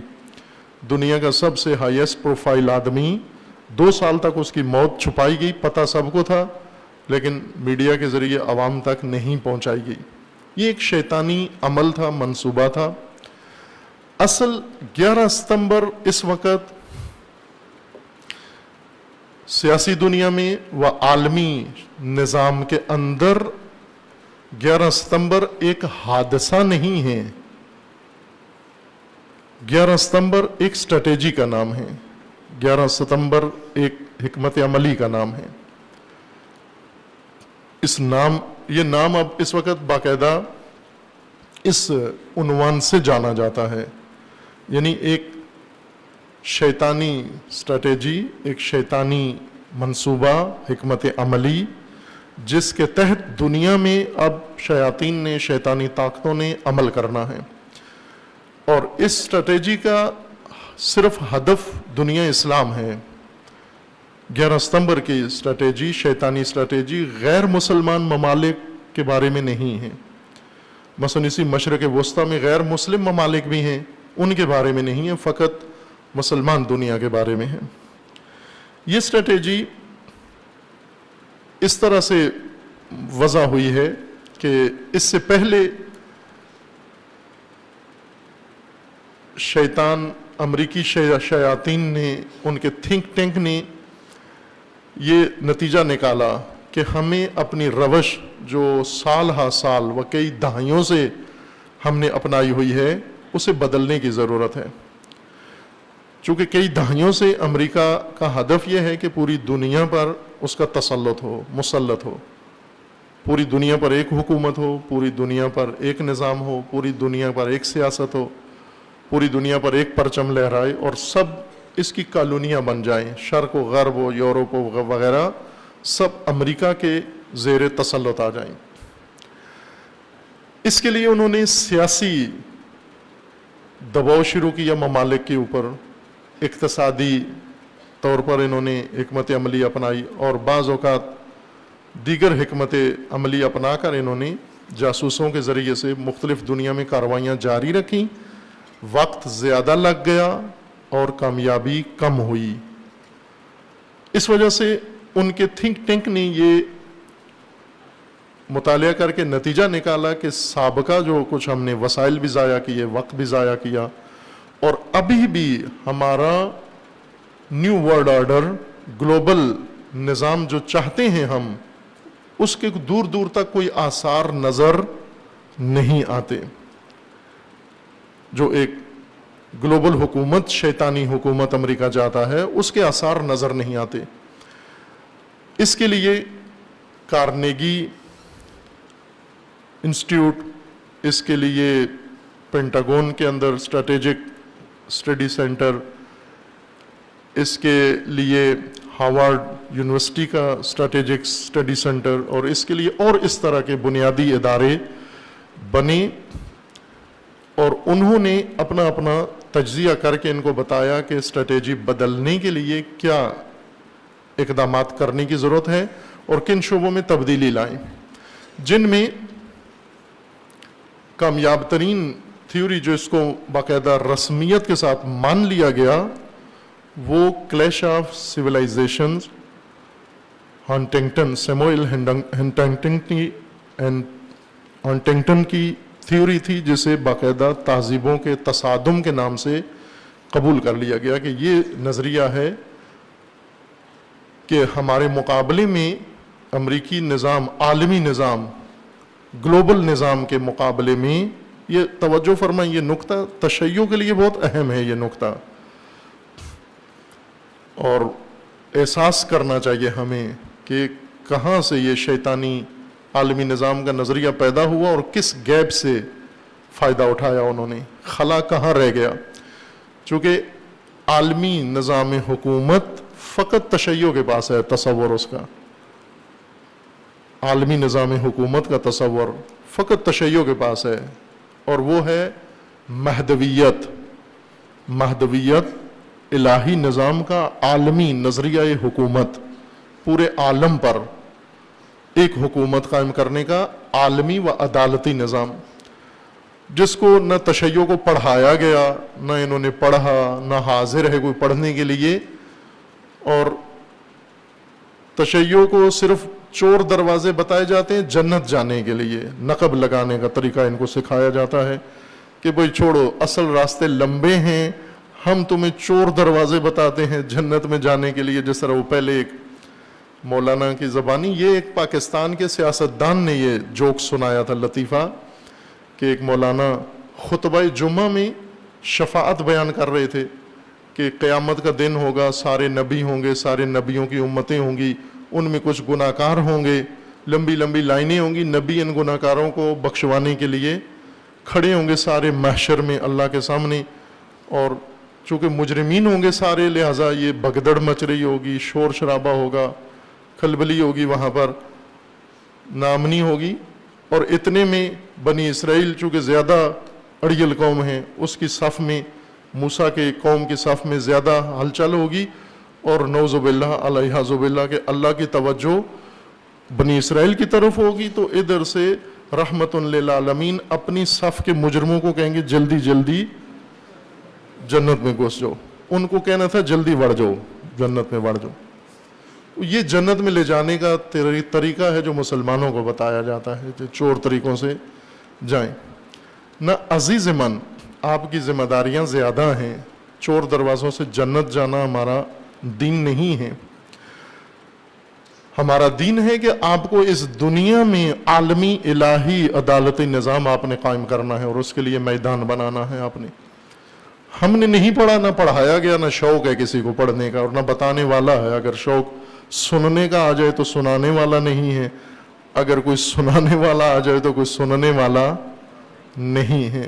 بقول فارسی شاعر کے کہ من خواب دیدے و عالم تمام کر، من گونگے خواب دیدے و عالم تمام کر، من عاجزم ز گفتنش و خلق از شنیدنش. کہا کہ بات کیا ہے؟ بات یہ ہے کہ میں نے خواب دیکھی ہے، اور اس میں بہت اہم نقطہ مجھے بتایا گیا ہے. اب مشکل یہ ہے کہ میں ہوں گنگا، زبان نہیں ہے. جس نے خواب دیکھی ہے، جس کو بات سمجھ میں آئی ہے، وہ بتا نہیں سکتا چونکہ گنگا ہے. اور جن کو سنانا ہے وہ سارے بہرے ہیں، ان کے کان نہیں ہیں، سماعتیں نہیں ہیں. میں کہنے سے عاجز ہوں، یہ سننے سے عاجز ہیں. تو کس طرح یہ بات کھلے گی؟ کیسے یہ بید کھلے گا؟ کیسے یہ راز کھلے گا؟ کیسے؟ من عاجزم ز گفتنش و خلق از شنیدنش. مخلوق سن نہیں سکتی اور میں بیان نہیں کر سکتا، لیکن اندر ایک بڑا اہم راز موجود ہے، بھید موجود ہے، اس سے پردہ ہٹانا و ہٹنا ضروری ہے. یہ نظام جو تشیع کے پاس ہے، اسے کھولنا ضروری ہے. لیکن ہم خاموش رہے. ہمارا ابھی تک مسئلہ ہی حل نہیں ہوا کہ تشہد کیسے پڑھنا ہے، وضو کیسے کرنا ہے. ابھی ہمارے یہی مسائل حل نہیں ہوئے کہ ہاتھ ناف کے اوپر باندھنے ہیں، ناف کے نیچے باندھنے ہیں. مسلمان ان چکروں میں پڑے رہے، اور شیطان اس درمیان اس گیپ سے فائدہ اٹھا کر اپنا گلوبل نظام، شیطانی نظام لے کر میدان میں آ گیا، اور اس کو مسلط کرنے کے لیے اس نے تمام تیاری کر لی ہے، جس کے لیے اس نے 60 سال ایک اسٹریٹجی پر کام کیا، اور آخرکار اعتراف کیا کہ یہ فیل ہے، وہ ناکام ہے. لہٰذا بدلو، اسٹریٹجی کو بدلو. اسٹریٹجی بدلی گئی، اور کلیش سویلائزیشن کی طرف مڑا. جنگ تہذیبوں کی شروع ہوئی. تہذیبوں کی جنگ میں سب سے بڑی تہذیب و مزاحم تہذیب جسے قرار دیا گیا اس تھیوری کے اندر، ہنٹنگٹن کی تھیوری کے اندر، وہ ہے اسلامی تہذیب. کس تہذیب کا قلقمہ کیا جائے، اس کے تمام مراکز نابود کیے جائیں، اس کے تمام قبلے ویران کیے جائیں، اس کے تمام طاقت کی منبع خراب کر دیے جائیں، اس کی نسلوں کو اغوا کر لیا جائے، انہیں نابود کر دیا جائے، ان کا رخ موڑ دیا جائے، ان کے ہاتھ سے اسلام نامی تہذیب لے لی جائے، تخریب کیا جائے، اسلام کی تخریب کی جائے اور مسلمان کی تخریب کی جائے. کس طرح سے تخریب کریں؟ تخریب کے لیے اسٹریٹجی بنائی گئی جس کا عنوان بنا 9/11. 9/11 ابھی واقعہ نہیں ہے. 2011 کو ایک حادثہ کے بلڈنگ سے جہاز ٹکرانے کا نام 9/11 نہیں ہے، بلکہ تہذیبوں کی جنگ میں اسلامی تہذیب کی تخریب، امت اسلامیہ کی تخریب، مسلمانوں کی تخریب، عالم اسلام کی تخریب کا نام، اسٹریٹجی کا نام 9/11 ہے۔ خوب اس اسٹریٹجی کے مطابق ہم نے مرحلہ وار تخریب کرنی ہے، خرابی مرحلہ وار کرنی ہے۔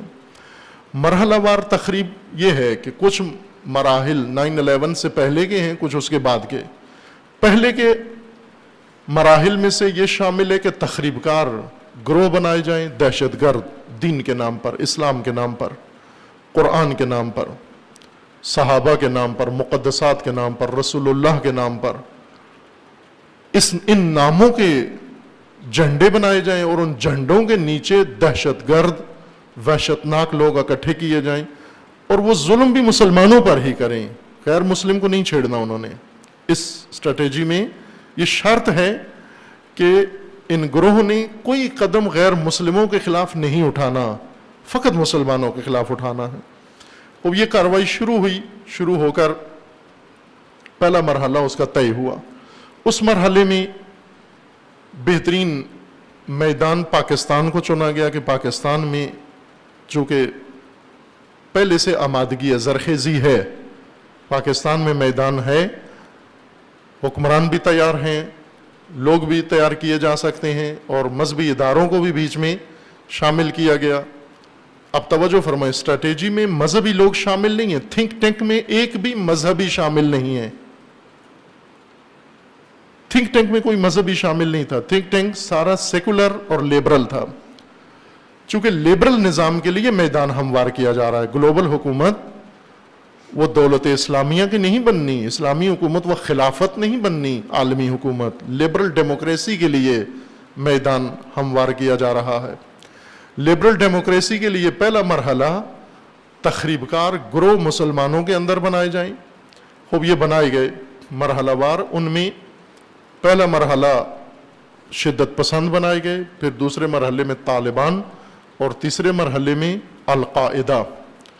آپ سب کو پتہ ہے کہ القاعدہ پشاور میں حیات آباد کے، وہ بنگلہ نمبر مجھے بھول گیا ہے، وہاں پر میٹنگ کے اندر القاعدہ تنظیم بنی ہے، اور امریکی انٹیلیجنس کے موجودگی میں ان کی شرکت کے ساتھ، پاکستانی سروسز کی شرکت کے ساتھ، اور بعض عربی ممالک کی شمولیت کے ساتھ القاعدہ بنی ہے۔ یہ وہی تخریب کار گروہ تھا 9/11 اسٹریٹجی کا پہلا مرحلہ۔ ان کا کام یہ ہے کہ یہ تخریب کریں، اور اتنی تخریب کریں کہ جسے دنیا کو دکھا کر رائے عامہ ہموار کی جا سکے کہ یہ گروہ بہت خطرہ بن گیا ہے، پوری دنیا کے امن کے لیے خطرہ بن گیا ہے۔ اتنا یہ خرابی کریں، اور اس خرابی کو بڑھا چڑھا کر میڈیا کی مدد سے پیش کیا جائے، اور جب لوگ باور کر لیں گے یہ بہت بڑا خطرہ ہے، پھر ہم دوسرا مرحلہ شروع کریں گے کہ اس خطرے کو اب سرکوب کرنا ہے۔ چنانچہ یہ کام کیا انہوں نے۔ یہ گروہ جب بن گئے، متعارف ہو گئے، متعارف ہونے کے بعد اب ان کو خطرہ بنا کر پیش کرنا تھا، پوری دنیا کے لیے خطرہ ہے، اگر یہ گروہ رہا تو دنیا میں امن نہیں ہوگا۔ دوسرے مرحلے میں ان کو خطرہ بنا کر پیش کیا گیا۔ یہ خطرہ ثابت ہو گئے ان کاروائیاں کی، چونکہ بنانے والے معمار ان کے خود ہیں، امریکی ہیں، اور امریکی ہم نوا دوسرے ممالک کے اندر۔ جب یہ گروہ تخریبی قوت ان کی بھرپور طریقے سے بن گئی، تخریبی پاور ان کے اندر آ گئی، مہارت آ گئی، وسائل آ گئے ان کے پاس، اب یہ مرحلہ شروع ہوا کہ انہیں پوری دنیا میں خطرہ بنا کر متعارف کروائیں۔ میڈیا بیچ میں آیا، اور اس خطرے کو اوج پہ لے جانے کے لیے 11 ستمبر کا واقعہ ہوا۔ 11 ستمبر کا واقعہ ان پائلٹس نے کیا ہے جو امریکہ کے ایئر فورس میں باقاعدہ مدتوں سے ٹریننگ لے رہے تھے جہاز اڑانے کی۔ یہ تمام پائلٹس امریکہ میں اسٹوڈنٹ تھے، ٹریننگ لے رہے تھے، سعودی عرب کے تھے، دوسرے ممالک سے تھے، خود انہوں نے انہیں وہاں رکھا ہوا تھا اور انہیں ٹریننگ دی، ٹریننگ دے کر ان سے یہ کارروائی کروائی، خود کروائی یہ کارروائی، اور کارروائی کروا کر پھر فوراً ہی منصوبے کے مطابق 8 گھنٹے کے اندر اندر مسببین حادثہ اعلان ہو گئے کہ اس حادثے کا مسبب ہمیں سوراخ مل گیا ہے, پاسپورٹ بھی مل گئے ہیں اور لسٹ بھی اسی ملبے سے مل گئی ہے. جہاں ہر چیز پگھل گئی ہے وہاں سے ہمیں کاغذ کی لسٹ بھی مل گئی ہے, دہشت گردوں کے نام بھی ڈھونڈ لیے ہیں ہم نے اس ملبے سے. جہاں 5 بلڈنگیں پگھل گئی تھیں وہاں سے اس ملبے سے پاسپورٹ بھی مل گیا ان کو, اور جو جلا نہیں تھا.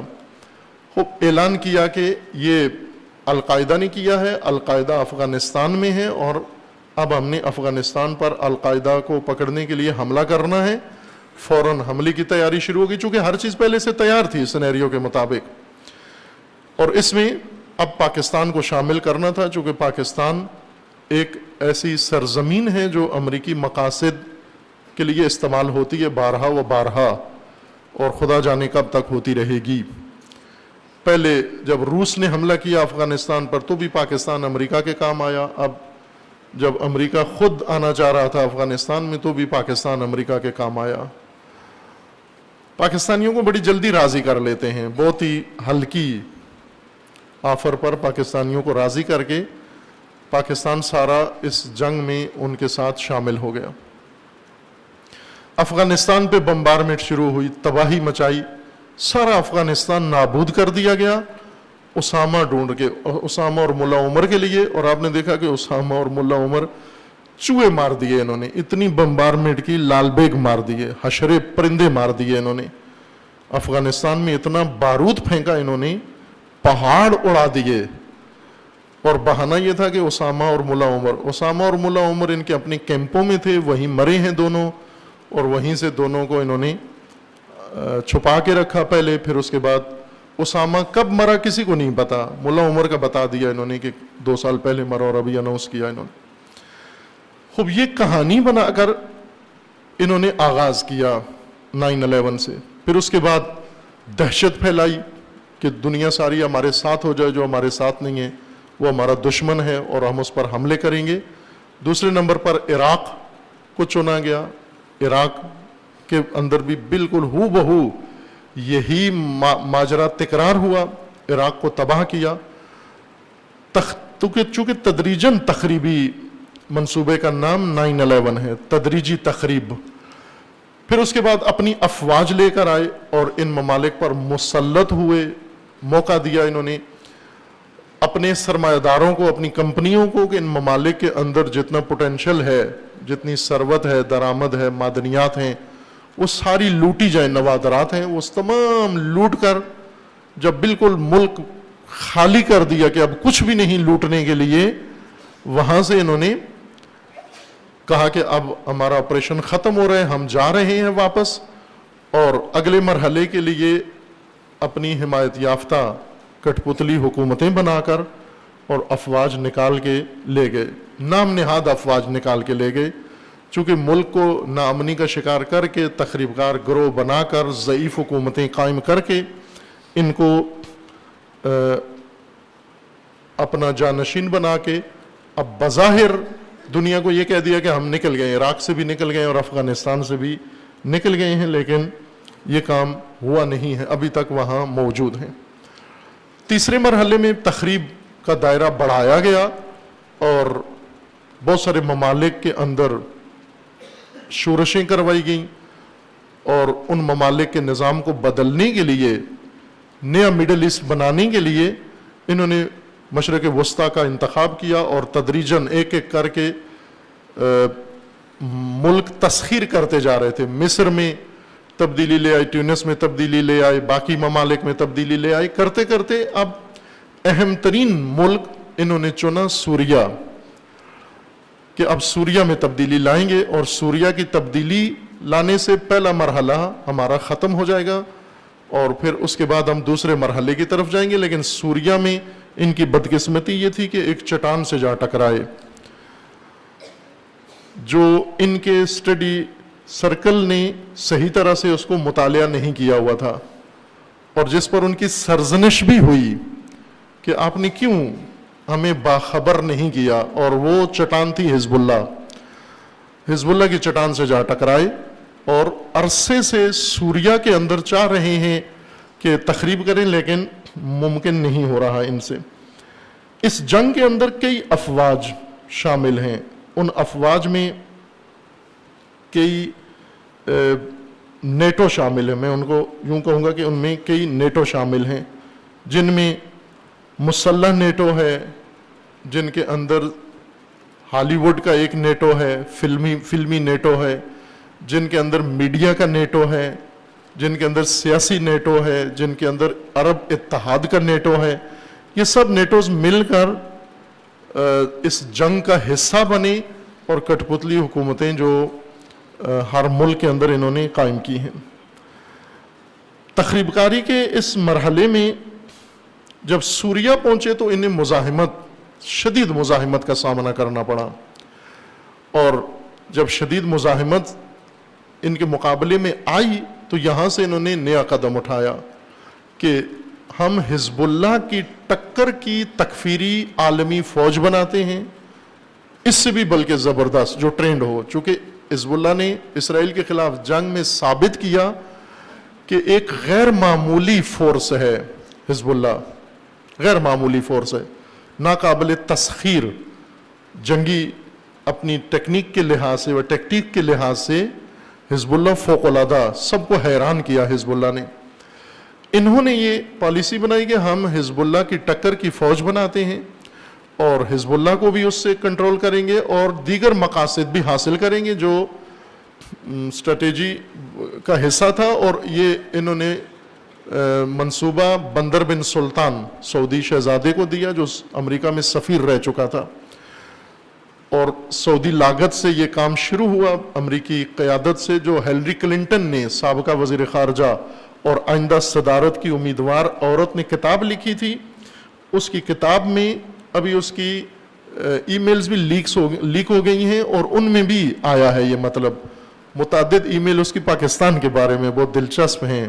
پاکستان کے بارے میں اس کی ای میلز، ان کے اندر اس نے لکھا ہے کہ یہ سب کچھ ہم نے کیا ہے، القاعدہ ہم نے بنائی ہے، داعش ہم نے بنائی ہے اور ہم نے سرپرستی کی ہے، ضرورت تھی ہماری. خوب جب یہ لشکر تکفیری بنا لیا انہوں نے، بنانے کے بعد اس کے اہداف مقرر کیے کہ یہ اہداف ہیں اس کے، لیکن بندر بن سلطان نے جاسا دیا، دھوکہ کیا ان کے ساتھ، امریکہ کے ساتھ بھی اور سعودی فرمان رواؤں کے ساتھ بھی. چونکہ وہ خود اپنے اندر سلطان بننے اور بادشاہ بننے کے خواب بھی دیکھ رہا تھا، اور اس نے موقع دیکھ لیا کہ عالمی مدد سے میں ایک ایسی فورس بناؤں جس کے ذریعے سے میں سعودیہ کا فرمان روا بن جاؤں گا، اور سعودیہ نہیں بلکہ میں شام، عراق اور چھوٹے چھوٹے ممالک جتنے بھی ہیں میں ایک بڑی سلطنت تشکیل دوں گا، اور مرکز اس کا مکہ ہوگا اور میں اس کا فرمان روا ہوں گا، اور داعش میری فورس ہوگی، یہ تکفیری لشکر. یہ لیک آؤٹ ہو گیا اس کا منصوبہ بندر بن سلطان کا. بندر بن سلطان کو سائیڈ پہ کر دیا گیا، سزا دی گئی اس کو، ابھی تک معتوب ہے بندر بن سلطان، بلکہ پچھلے دنوں افواہیں تھی کہ حتی موت کی حد تک پہنچایا گیا اس کو، لیکن ظاہراً زندہ ہے. خوب اس طرح پہلے مرحلے میں ان کا وہ منصوبہ جو چاہتے تھے وہ نہیں ہوا. بہرکیف داعش تکفیری لشکر بن گیا. بننے کے بعد اب وہ لشکر ظاہر مسلح ہوا، 90 ممالک نے اس کی مدد کی، اور سب سے بڑی مدد افراد فراہم کی ہے اس کو. جتنے بھی داعش کے افراد ہیں مغربی ممالک سے مسلمان جوانوں کو مسلمان خاندانوں کے جوانوں کو جمع کیا گیا، اور انہیں ترغیب دلائی گئی، عورتوں کو، مردوں کو، بچوں کو، سب کو. پہلے انہیں فلمیں دکھائی گئیں، ان جوانوں کی تربیت بالکل پاکستان میں جیسے کی گئی. پاکستان میں مجاہد بنانے کے لیے فلمیں بنائی گئیں، فلموں کے لیے پہلے کتابیں لکھی گئیں. نسیم حجازی نے جہادی کتابیں لکھیں، پھر لاہور کے فلمی ڈائریکٹروں نے ان کتابوں کے مطابق فلمیں بنائیں، ڈرامے بنائے. یہ بزرگان ابھی بھی بیٹھے ہوں گے جنہوں نے یہ ڈرامے فلمیں دیکھی ہیں. اس وقت سب خالد بن ولید بننا چاہتے تھے مثلا، چونکہ ان ڈراموں کے اندر وہ کردار اتنے زبردست فلمائے گئے تھے کہ دیکھنے والا فوراً اٹھ کے کچھ کرنے کے موڈ میں ہو جاتا تھا کہ میں بھی جہاد کروں. بڑے بڑے تاریخی کردار ان کو فلما کر انہوں نے یہ جذبہ پیدا کیا، لوگوں کے اندر جذبہ ابھارا. وہی کام یہ کام ہالی ووڈ نے کیا. مغرب میں چھوٹے بچوں کو گیم بنا کے دیں، اس گیم میں سب لڑائی ہے. مثلا ایک گیم ابھی بھی پاکستان میں بھی یہ گیمیں آ گئی ہیں کہ ایک گیم ہے چھوٹے بچے کے پاس جو موبائل پہ کھیلتا ہے، کمپیوٹر پہ کھیلتا ہے، پلے اسٹیشن پہ کھیلتا ہے. اس گیم میں ایک فرد پوری فوج پر حاوی ہو جاتا ہے، ایک فرد تنہا. جب بچہ یہ گیم کھیلتا ہے، یعنی بچے کے ہاتھ میں یہ ایک گینگسٹر ہوتا ہے یا ایک ہیرو ہے. یہ ہیرو بچے کا وہ فیورائٹ ہوتا ہے، بچہ اس کو چلا رہا ہوتا ہے، اور کمپیوٹر مقابلے میں فوج پوری کو گیم کرا رہا ہوتا ہے. اور آخرکار یہ بچہ سکور لے کر تنہا ایک فرد پوری فوج پر، پورے ملک پر، پورے ایریے پر قبضہ کر لیتا ہے. چونکہ اس بچے کے بٹن دبانے سے وہ ہیرو کامیاب ہوا ہے، تو یہاں پر وہ کارٹون نہیں جیتا، یہ بچہ جیتا ہے. اس کے اندر یہ جذبہ پیدا ہوا ہے، اور کچھ دیر کے لیے یہ بچہ فلم کے اندر ہوتا ہے، بلکہ فلم کے اندر نہیں ہوتا، فلم کے سینیریو کو باہر لے آتا ہے کہ اب میں نے یہی بننا ہے، میں اتنا پاورفل ہو جاؤں کہ تنہا ایک پوری مملکت پر حاوی ہو جاؤں، میں ناقابل تسخیر بن جاؤں، میں کوئی چیز مجھ پر اثر نہ کرے. یہ ان مغربی جوانوں کے خاندانوں میں بچوں کو تربیت کے لیے ہالی ووڈ نے یہ کام کیا، ہانگ کانگ کی فلم انڈسٹری نے، کارٹون اداروں نے یہ کام کیا، اور کوریا نے یہ کام کیا، تائیوان نے یہ کام کیا. اس میں بہت سارے نیٹو شامل ہوئے. اور پھر اس کے بعد جب یہ بچے بڑے ہوئے تو انہیں ہالی ووڈ فلمیں دکھائی گئیں. ان فلموں کے اندر بھی پھر یہی کارٹونوں میں جو کچھ تھا وہی فلموں میں ہونے لگا. ان فلموں میں جوانوں کے ذہن جب تیار ہو گئے تو اب ان جوانوں کے ذہنوں میں یہ بات تھی کہ ہمیں کوئی میدان ملے تاکہ ہم یہ کام کریں. اور اب ان کے سامنے میدان کھولا گیا کہ ٹھیک ہے، سوریا و عراق وہی میدان ہے جہاں پر آؤ اور فلموں سے بھی آگے بڑھ کر جو جی میں آتا ہے کرو. اور اس طرح یہ فوج داعش لشکر تیار کر کے تخریب کا نمونہ پیک پہ پہنچا کے اسے میدان میں اتارا گیا. تازہ ترین صورتحال اب دیکھیں، اس وقت شام کے مہاجرین کا مسئلہ اس وقت ہیڈ لائنز میں ہے. پوری دنیا کے 2-3 ہفتوں سے شامی مہاجرین کا مسئلہ اٹھایا گیا ہے کہ بہت بڑی تعداد میں، لاکھوں کی تعداد میں یہ مہاجرین کشتیوں میں، یہ ترکی گئے، ترکی سے کشتیوں میں بیٹھ کر مغربی ممالک گئے، راستے میں کچھ ڈوب گئے، کچھ مثلا ایک بچہ ڈوب گیا راستے میں. اس بچے کو اتنا انہوں نے، وہ ڈوبا جو بچہ، اچھالا پوری دنیا کے میڈیا نے کہ وہ تصویر جس نے دنیا کو ہلا دیا ہے، وہ تصویر جس نے زلزلہ برپا کر دیا ہے، اور وہ تصویر جس نے بونچال پیدا کر دیا ہے. وہ تصویر ایسے بچے روز یمن میں، روز شام میں، روز لبنان میں، روز عراق کے اندر ذبح ہو رہے ہیں، پاکستان کے اندر. ان بچوں کی تصویریں کوئی بھی نہیں دیتا. یہ جیسے ملالہ کو اٹھایا گیا، آپ کے مستقبل کی وزیر اعظم ہیں، یہ تیار رہیں آپ، وزیر اعظم تیار ہو رہی ہے آپ کے لیے. اس طرح سے یہ میڈیا ہیرو ہیں. اسامہ میڈیا نے ہیرو بنایا، میڈیا کا یہ بہت بڑا سپر مین بنا، اور جنگجو میڈیا نے بنایا. یہ میڈیا کے کردار ہیں. داعش کے جنگجو میڈیا نے بنائے ہیں، ہالی ووڈ نے بنائے ہیں. اب انہیں اتارا گیا. سوریا کے مہاجرین کا ماجرا یہ ہے کہ اس وقت بہت بڑا کاروبار ہے، بزنس ہے.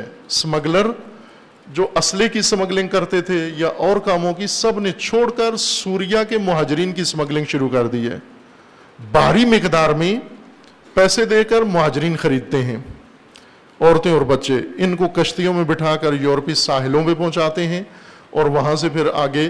اب دیکھیں اس وقت جرمنی، برطانیہ، فرانس، عجیب ڈرامہ رچایا ہوا ہے انہوں نے سوریا کے مہاجرین کو پناہ دینے کے لیے. لاکھوں لوگ وہاں گئے ہیں. کیوں؟ اس لیے کہ ان کے پاس تکفیری فوج میں نفری کم پڑ گئی ہے، اور اس نفری کو بڑھانے کے لیے ان ریفیوجیز کو عربی ملکوں میں نہیں لے گئے، پڑوسی ملکوں میں نہیں لے گئے. جب بھی کسی ملک کے حالات خراب ہوتے ہیں تو پڑوسی ملک میں مہاجرین جاتے ہیں. افغانستان کے حالات خراب ہوئے، سارے پاکستان آ گئے. ایسے ہی ہوتا ہے. خدا نہ خواستہ، اللہ نہ کرے پاکستان میں کوئی خرابی ہو، ایسے حالات پیدا ہوں، پاکستانی اگر ہجرت پہ مجبور ہوں تو کہاں جائیں گے؟ پڑوسی ممالک کے اندر جائیں گے. ہمیشہ ایسے ہوتا ہے کہ پڑوسی ممالک میں لوگ ہجرت کر کے چلے جاتے ہیں. سوریا کے مہاجرین پڑوس کے ملک ترکی کو کراس کر کے سمندروں کے ذریعے یورپ جا رہے ہیں. کیوں؟ کہ داعش تیار کرنے کے لیے یورپ میں ان جوانوں کی ضرورت ہے, عورتوں اور مردوں کی, اور ان میں بہت ساروں کو واپس کر دیتے ہیں, بوڑھوں کو واپس کر دیتے ہیں, جوانوں کو رکھ لیتے ہیں جو داعش میں شرکت کے لیے آمادہ ہوں یا تیار ہوں. یہ بھی ایک نیا جو سینیریو اس وقت چل رہا ہے دنیا میں, وہ اسی 9/11 اسٹریٹجی کا حصہ ہے. اس اسٹریٹجی کے مطابق اب انہوں نے جب داعش بنا لی تو داعش پہ اب حملہ کر کے اس کو ختم کرنا ہے, چونکہ بہت بڑا خطرہ بن گیا دنیا کے لیے. اس خطرے سے دنیا کو بچانا ہے. خطرہ بھی انہی نے بنایا, خطرے سے بچانے کے لیے بھی خود میدان میں کودے ہیں. اب مہم یہ ہے کہ پاکستان اس میں سب سے زیادہ نقصان اٹھانے والا ملک 9/11 اسٹریٹجی میں, اس شیطانی منصوبے میں سب سے زیادہ نقصان ہر پہلو سے پاکستان کا ہوا ہے. پاکستانی مملکت اقتصادی طور پر دیوالیہ ہو گئی, پاکستان میں ناامنی آ گئی, پاکستان میں دہشت گردی کو فروغ ملا, پاکستان میں لشکر بنے دہشت ناک, پاکستان میں بیرونی مداخلت زیادہ ہوئی, پاکستان کو خریدا گیا, پاکستان کے ہر امر میں مداخلت شروع ہوئی. سب سے زیادہ نقصان و ضرر پاکستان کو اس سلسلے میں دیا گیا ہے. اس وقت بیرونی خفیہ ایجنسیاں, دہشت گرد گروپ, جرائم پیشہ افراد, سیاسی مافیا, سرمایہ دار, یہ سارے مل کر اس سے فائدہ اٹھا رہے ہیں, اور تباہی پاکستان کی ہو رہی ہے, عوام کی ہو رہی ہے, ملت کی ہو رہی ہے, اور آنے والی مستقبل کی نسل کی تباہی ہو رہی ہے. خوب عزیزان, آگاہی ضروری ہے. میں بارہا آپ کی خدمت میں عرض کیا ہے کہ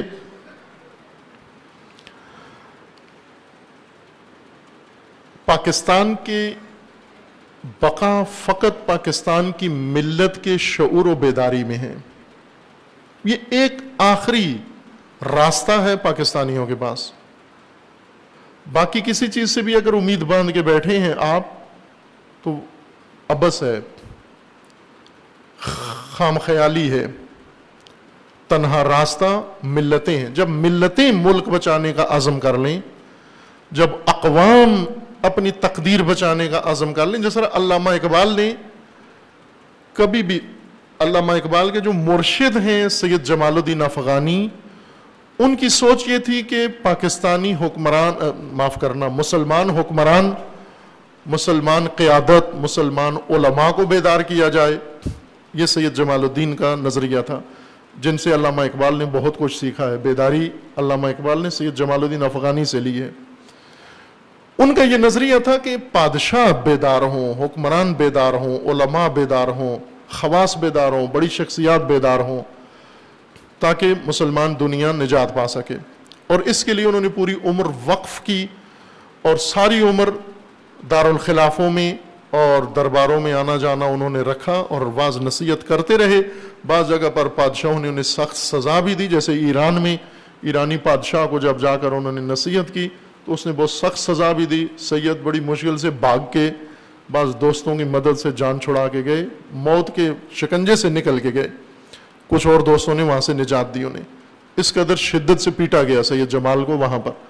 ترکی میں, مصر میں, پاکستان تو نہیں بنا تھا, ہندوستان پاکستان مشترکہ تھا, لیکن ایک عرصے تک سید جمال لاہور میں مقیم رہے اور لوگوں کو مائل کرتے رہے, بڑی بڑی شخصیات سے ملتے رہے. چونکہ اس وقت نواب, راجے, مہاراجے تھے, ان سب سے ملاقاتیں کرتے رہے, بڑے بڑے علماء سے. نجف گئے, نجف کے بڑے جید علماء کو مبارزے پہ اکسایا جا کر تیار کیا, جن میں مرزا شیرازی کا تمباکو کا فتویٰ سید جمال الدین کی نہضت کا ایک حصہ تھا, جو انہوں نے اس بزرگوار سے برطانیہ کو شکست دلوائی.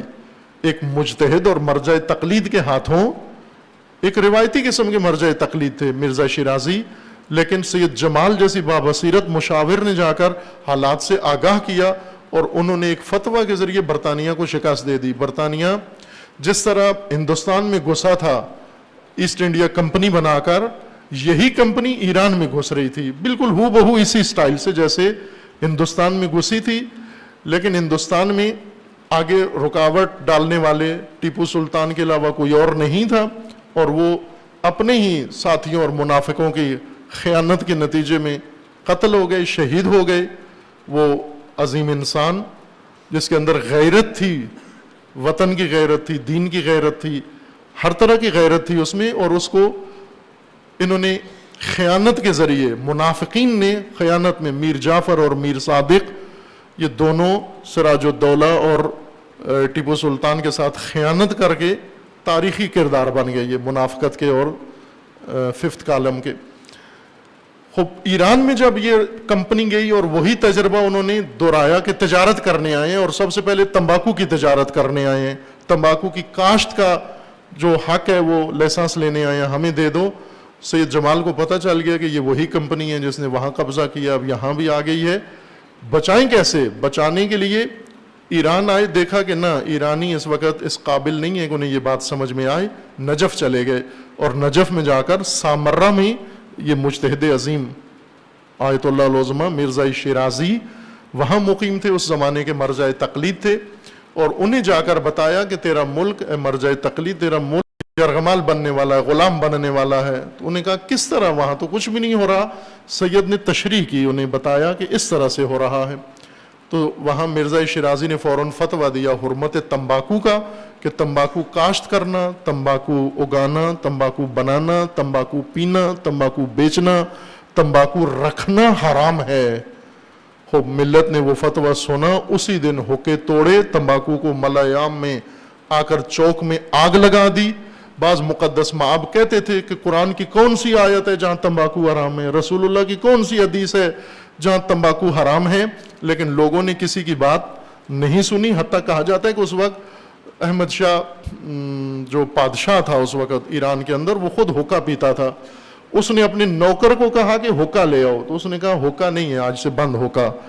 وہ کہا کیوں بند ہے؟ کہا اس لیے کہ مرزا شیرازی نے کہا ہے تمباکو پینا پلانا حرام ہے۔ اس نے کہا مرزا شیرازی کون ہوتا ہے؟ میں ہوں بادشاہ اس ملک کا۔ جو جا کر ڈانٹا اس نے کہ جو جا کر حقہ لے کر آؤ۔ اس نوکر نے کہا کہ بادشاہت کرنی ہے یا نہیں کرنی ہے تو نے؟ کہ یہی حقہ سر میں ماروں گا میں تیرے، تو اگر مجتہد کے خلاف بولے گا، فقیہ کے خلاف بولے گا، یہ حقہ سر میں بجے گا تیرے۔ بادشاہ نے توبہ کی کہ نہیں پیوں گا، میں بھی نہیں پیوں گا۔ وہی بادشاہ جس نے معاہدے پہ دستخط کیے تھے برطانیہ کے ساتھ، اسی نے توبہ کی کہ میں بھی نہیں پیوں گا۔ جب ملت بیدار ہو جائے، جب قومیں بیدار ہو جائیں، عزیزان من ملک بچا لیتے ہیں۔ لیکن جب قومیں بیدار نہ ہوں اور ہم اگر بادشاہوں کو دیکھتے رہیں، حکمرانوں کو دیکھتے رہیں، سیاستدانوں کو دیکھتے رہیں اور ہیروز کو دیکھتے رہیں، ہیروز پرامن ملک میں لوگوں کو ورغلا سکتے ہیں، ملک بچا نہیں سکتے ہیروز۔ ہیرو کون ہوتے ہیں؟ خود قومی ہیرو ہوتے ہیں۔ آپ خود ہیرو بنیں، پاکستان کو بچائیں کہ اس وقت پاکستان ضعیف کر دیا گیا، کمزور کر دیا گیا ہے، اور دیکھیں باہر سے دشمن کی تھریٹ کیا آ رہی ہے۔ میں یہ آپ کی خدمت میں عرض کر رہا ہوں، اور یہ سنیں، سارے سنیں، حکومتی اہلکار بھی سنیں کہ 9/11 اسٹریٹجی بن گئی ہے۔ بھارت ابھی 9/11 پر عمل کرے گا۔ 9/11 کا مطلب کیا ہے؟ کہ آپ ایک ملک کو ہدف بناؤ، اس ہدف کے لیے اس ملک کے اندر تخریب کرو، اپنا نقصان کرو۔ بھارت، امریکہ نے اپنا نقصان کیا، اپنی بلڈنگیں جہاز گرائے، کیوں؟ تاکہ افغانستان پر حملہ کر سکے۔ یہی کام بھارت کرے گا۔ مودی کے عزائم اسی طرح سے ہیں۔ مودی اپنا نقصان کرائے گا، بھارت کے کسی بھی جگہ پر اپنا نقصان کرا کر پاکستان کو اس میں ملوث سمجھے گا، پھر سیاسی طور پر رائے عامہ ہموار کرے گا، اور نیٹو آ جائے گی اس کی حمایت کے لیے کہ بھلے پاکستان باز نہیں آتا، پاکستان دہشت گردی کرواتا ہے، پاکستان سرپرستی کرتا ہے۔ یہ 9/11 تھیوری پر عمل ہوگا اور کریں گے یہ کام۔ اس لیے خب اتنا ضعیف کر دیا ہے ملک کو کہ اب ہر ایک جو پہلے دبتے تھے پاکستان کے نام سے اور پاکستانی دفاع سے، اب ہرگز نہیں کتراتے، اب بہت ہی دلیرانہ بات کرتے ہیں، بڑی گستاخی کے ساتھ بولتے ہیں۔ عزیزان، یہ مملکت آپ کی ہے، ملک آپ کا ہے، آپ اس کو اپنے حال پہ نہ چھوڑیں، اس کی طرف توجہ کریں کہ 9/11 ایک پورا نظام ہے شیطانی کہ اپنا نقصان کرو، نقصان کر کے یہ دوسرے کے گلے میں ڈالو اور دوسرے کے گلے میں ڈال کر پھر نقصان کی تلافی کے لیے اس کے اوپر چڑھائی بھی کر دو اور اس کا سب کچھ ویران مسمار کر کے پھر آخر میں کہہ دو غلطی ہو گئی تھی. جس طرح عراق میں انہوں نے کیا، عراق میں حملہ کر کے تباہی مچا کر آخر میں کہہ رہے ہیں غلطی ہو گئی تھی، معاف کرنا، وہ غلط خبر پہنچی تھی ہم تک کہ وہاں پر تباہی کے ہتھیار موجود ہیں، ایسے کوئی ہتھیار موجود نہیں تھے. آگاہی، عوام کی آگاہی ضروری ہے. پیشہ وروں سے جان چھڑانا چاہتے ہو، آگاہی ضروری ہے. دشمن کے منصوبوں سے بچنا چاہتے ہو، آگاہی ضروری ہے. مداریوں سے بچنا چاہتے ہو، آگاہی ضروری ہے. سادگی میں ہر ایک نقصان پہنچائے گا، تباہ کر کے چلا جائے گا. مسائل دیگر بھی تھے جو مد نظر تھے آپ کے کہ اس وقت ایک اجلاس مدارس اور حکومت کے مابین ہوا ہے اور اخباروں میں حکومت نے اور طرح سے اس اجلاس کو منتقل کیا ہے اور مدارس کے سربراہوں نے اور طرح سے متضاد بیان دیے ہیں. خوب یہ ایک اہم اس وقت ماجرا چل رہا ہے کہ مدارس کے اوپر دباؤ ہے، اور جیسا میں نے پہلے عرض کیا تھا کہ پتہ ہے، سب کو پتہ ہے کہ مدارس آیا ملوث ہیں نہیں ہیں ان کاموں میں، ہیں تو کون سے ہیں وہ سب کو معلوم ہے، نام معلوم ہے، شہر معلوم ہے، افراد معلوم ہے، مجھے بھی معلوم ہے، آپ کو بھی معلوم ہے، حکومت کو بھی معلوم ہے، فوج، پولیس، ہر ایک کو معلوم ہے. لیکن جب بات کرتے ہیں مدارس کی تو بغیر تفریق کے، بغیر فرق کیے سب مدارس کی بات کرتے ہیں کہ سب مدارس. خوب یہ تاثر دیتے ہیں کہ گویا مدارس نعوذ باللہ سارے ان کاموں میں ہیں. ایسے نہیں ہے، بیلنس پالیسی درست نہیں ہے. بیلنس پالیسی اور زیادہ حالات خراب کرے گی. بیلنس کا مطلب یہ ہوتا ہے کہ غلط آدمی پکڑو، ساتھ ٹھیک کو بھی پکڑو تاکہ آپ پر کوئی اعتراض نہ کرے کہ یک طرفہ کام کر رہے ہیں آپ. اگر آپ کسی جگہ گئے ہیں چور پکڑنے تو ساتھ جس کی چوری ہوئی ہے اس کو بھی پکڑ لو تاکہ کوئی یہ نہ اعتراض کرے جی کہ یہ انصاف نہیں ہے، صرف چور پکڑا گیا ہے، جس کی چوری ہوئی ہے اسے نہیں پکڑا، یا پڑوسی بھی پکڑ کے لے آؤ تاکہ کوئی اعتراض نہ کرے. یہ بیلنس پالیسی درست نہیں ہے. جو مدارس نہیں ان کاموں کے اندر کے نہیں ہیں، اکثر مدارس شیعہ سنی اکثر مدارس نہیں ہیں، بعض ہیں جو خود انہوں نے بنائے ہیں اور جن کو مدد کی ہے، سرپرستی کی ہے، ان کو معلوم بھی ہیں، ان کا نام نہیں لیتے، وہاں پر جاتے بھی نہیں ہیں. لیکن باقی مدارس کو چہ بسا دباؤ میں رکھتے ہیں جو حکومت کی شاید پالیسی نقصان دہ ثابت ہو مدارس کے لیے، قوم کے لیے اور نہایتاً خود حکومت کے لیے بھی. تو اس سے اجتناب کرنے کی ضرورت ہے. آپ مومنین بھی آگاہ رہیں کہ ایسا نہ ہو کہ بیلنس پالیسی میں ہم بھی بینٹ چڑھتے جائیں ساتھ ساتھ ان لوگوں کے جنہوں نے کوئی جرم کیا ہے یا غلطی کی ہے. وہ ان کا حق بنتا ہے، انہیں سزا ملنی چاہیے، انہیں پکڑنا چاہیے، انہیں عبرتناک سزا ملنی چاہیے. لیکن بیلنس پالیسی کے ساتھ بے گناہ بھی ساتھ اس میں رگیدا جائے، یہ درست نہیں ہے. کہ ہماری دعا ہے کہ خداوند تعالیٰ انشاءاللہ تمام دنیا میں مسلمانوں کو شیطانی حربوں اور فتنوں سے محفوظ فرمائیں انشاءاللہ. اللہم بحق اسمک العظیم الاعظم الاعز الاجل الاکرم یا اللہ یا اللہ یا اللہ یا اللہ یا اللہ. خدا بندہ بحق اسماء حسنہ خود پروردگارہ تمام ملت اسلامیہ کو ظلم و ستم سے نجات عطا فرما، ملت اسلامیہ کو فتنوں سے رہائی عطا فرما، ان ظالمین کو ظلم سمیت نیست و نابود فرما، فتنہ گروں کو فتنوں سمیت نیست و نابود فرما، فتنہ تکفیریت کو نیست و نابود فرما، اس کے حامیوں اور بانیوں کو رسوا فرما، امت اسلامیہ کے اندر اتحاد و اتفاق قائم فرما. پروردگارہ بحق محمد و آل محمد حزب اللہ کو کامیابی عطا فرما، سید مقاومت سید حسن نصر اللہ کی حفاظت فرما، رہبر معظم انقلاب اسلامی کا سایہ دراز فرما، انقلاب اسلامی کو دشمنوں کے شر سے محفوظ فرما، انقلاب اسلامی کو انقلاب امام زمان سے متصل فرما، مملکت پاکستان کی حفاظت فرما، ملک کو داخلی اور خارجی دشمنوں کے شر سے محفوظ فرما، ملک کے اندر امن و امان قائم فرما. خدا بندہ اس ملک کے اندر جو لوگ دہشت گردی، فرقہ واریت، فتنہ و فساد و نفاق پھیلا رہے ہیں انہیں نیست و نابود فرما، ان کے حامیوں بانیوں سرپرستوں کو رسوا فرما۔ پیروانی امیرالمومنین نزاداران سید الشہداء جہاں کہیں بھی ہیں، بالخصوص سعودی عرب میں، یمن میں، بحرین میں، شام میں، لبنان میں، عراق و بالاخص پاکستان میں، سب کے عزت و بال و جان و ناموس کی حفاظت فرما۔ خدا بندہ بحق محمد و آل محمد مومنین کے اندر اتحاد و اتفاق قائم فرما، ملت پاکستان کے اندر اتحاد و اتفاق قائم فرما، ملت اسلامیہ کے اندر اتحاد و اتفاق قائم فرما۔ اپنے ولی حق ولی اللہ العظم اجل اللہ تعالی فرج و شریف کا جلد از جلد ظہور فرما، ہمیں حضرت کے اعوان و انصار میں سے ہونے کی توفیق عطا فرما۔ اعوذ باللہ من الشیطان الرجیم، بسم اللہ الرحمن الرحیم، قل هو اللہ احد اللہ الصمد لم یلد ولم یولد ولم یکن له کفوا احد، صدق اللہ العلی العظیم۔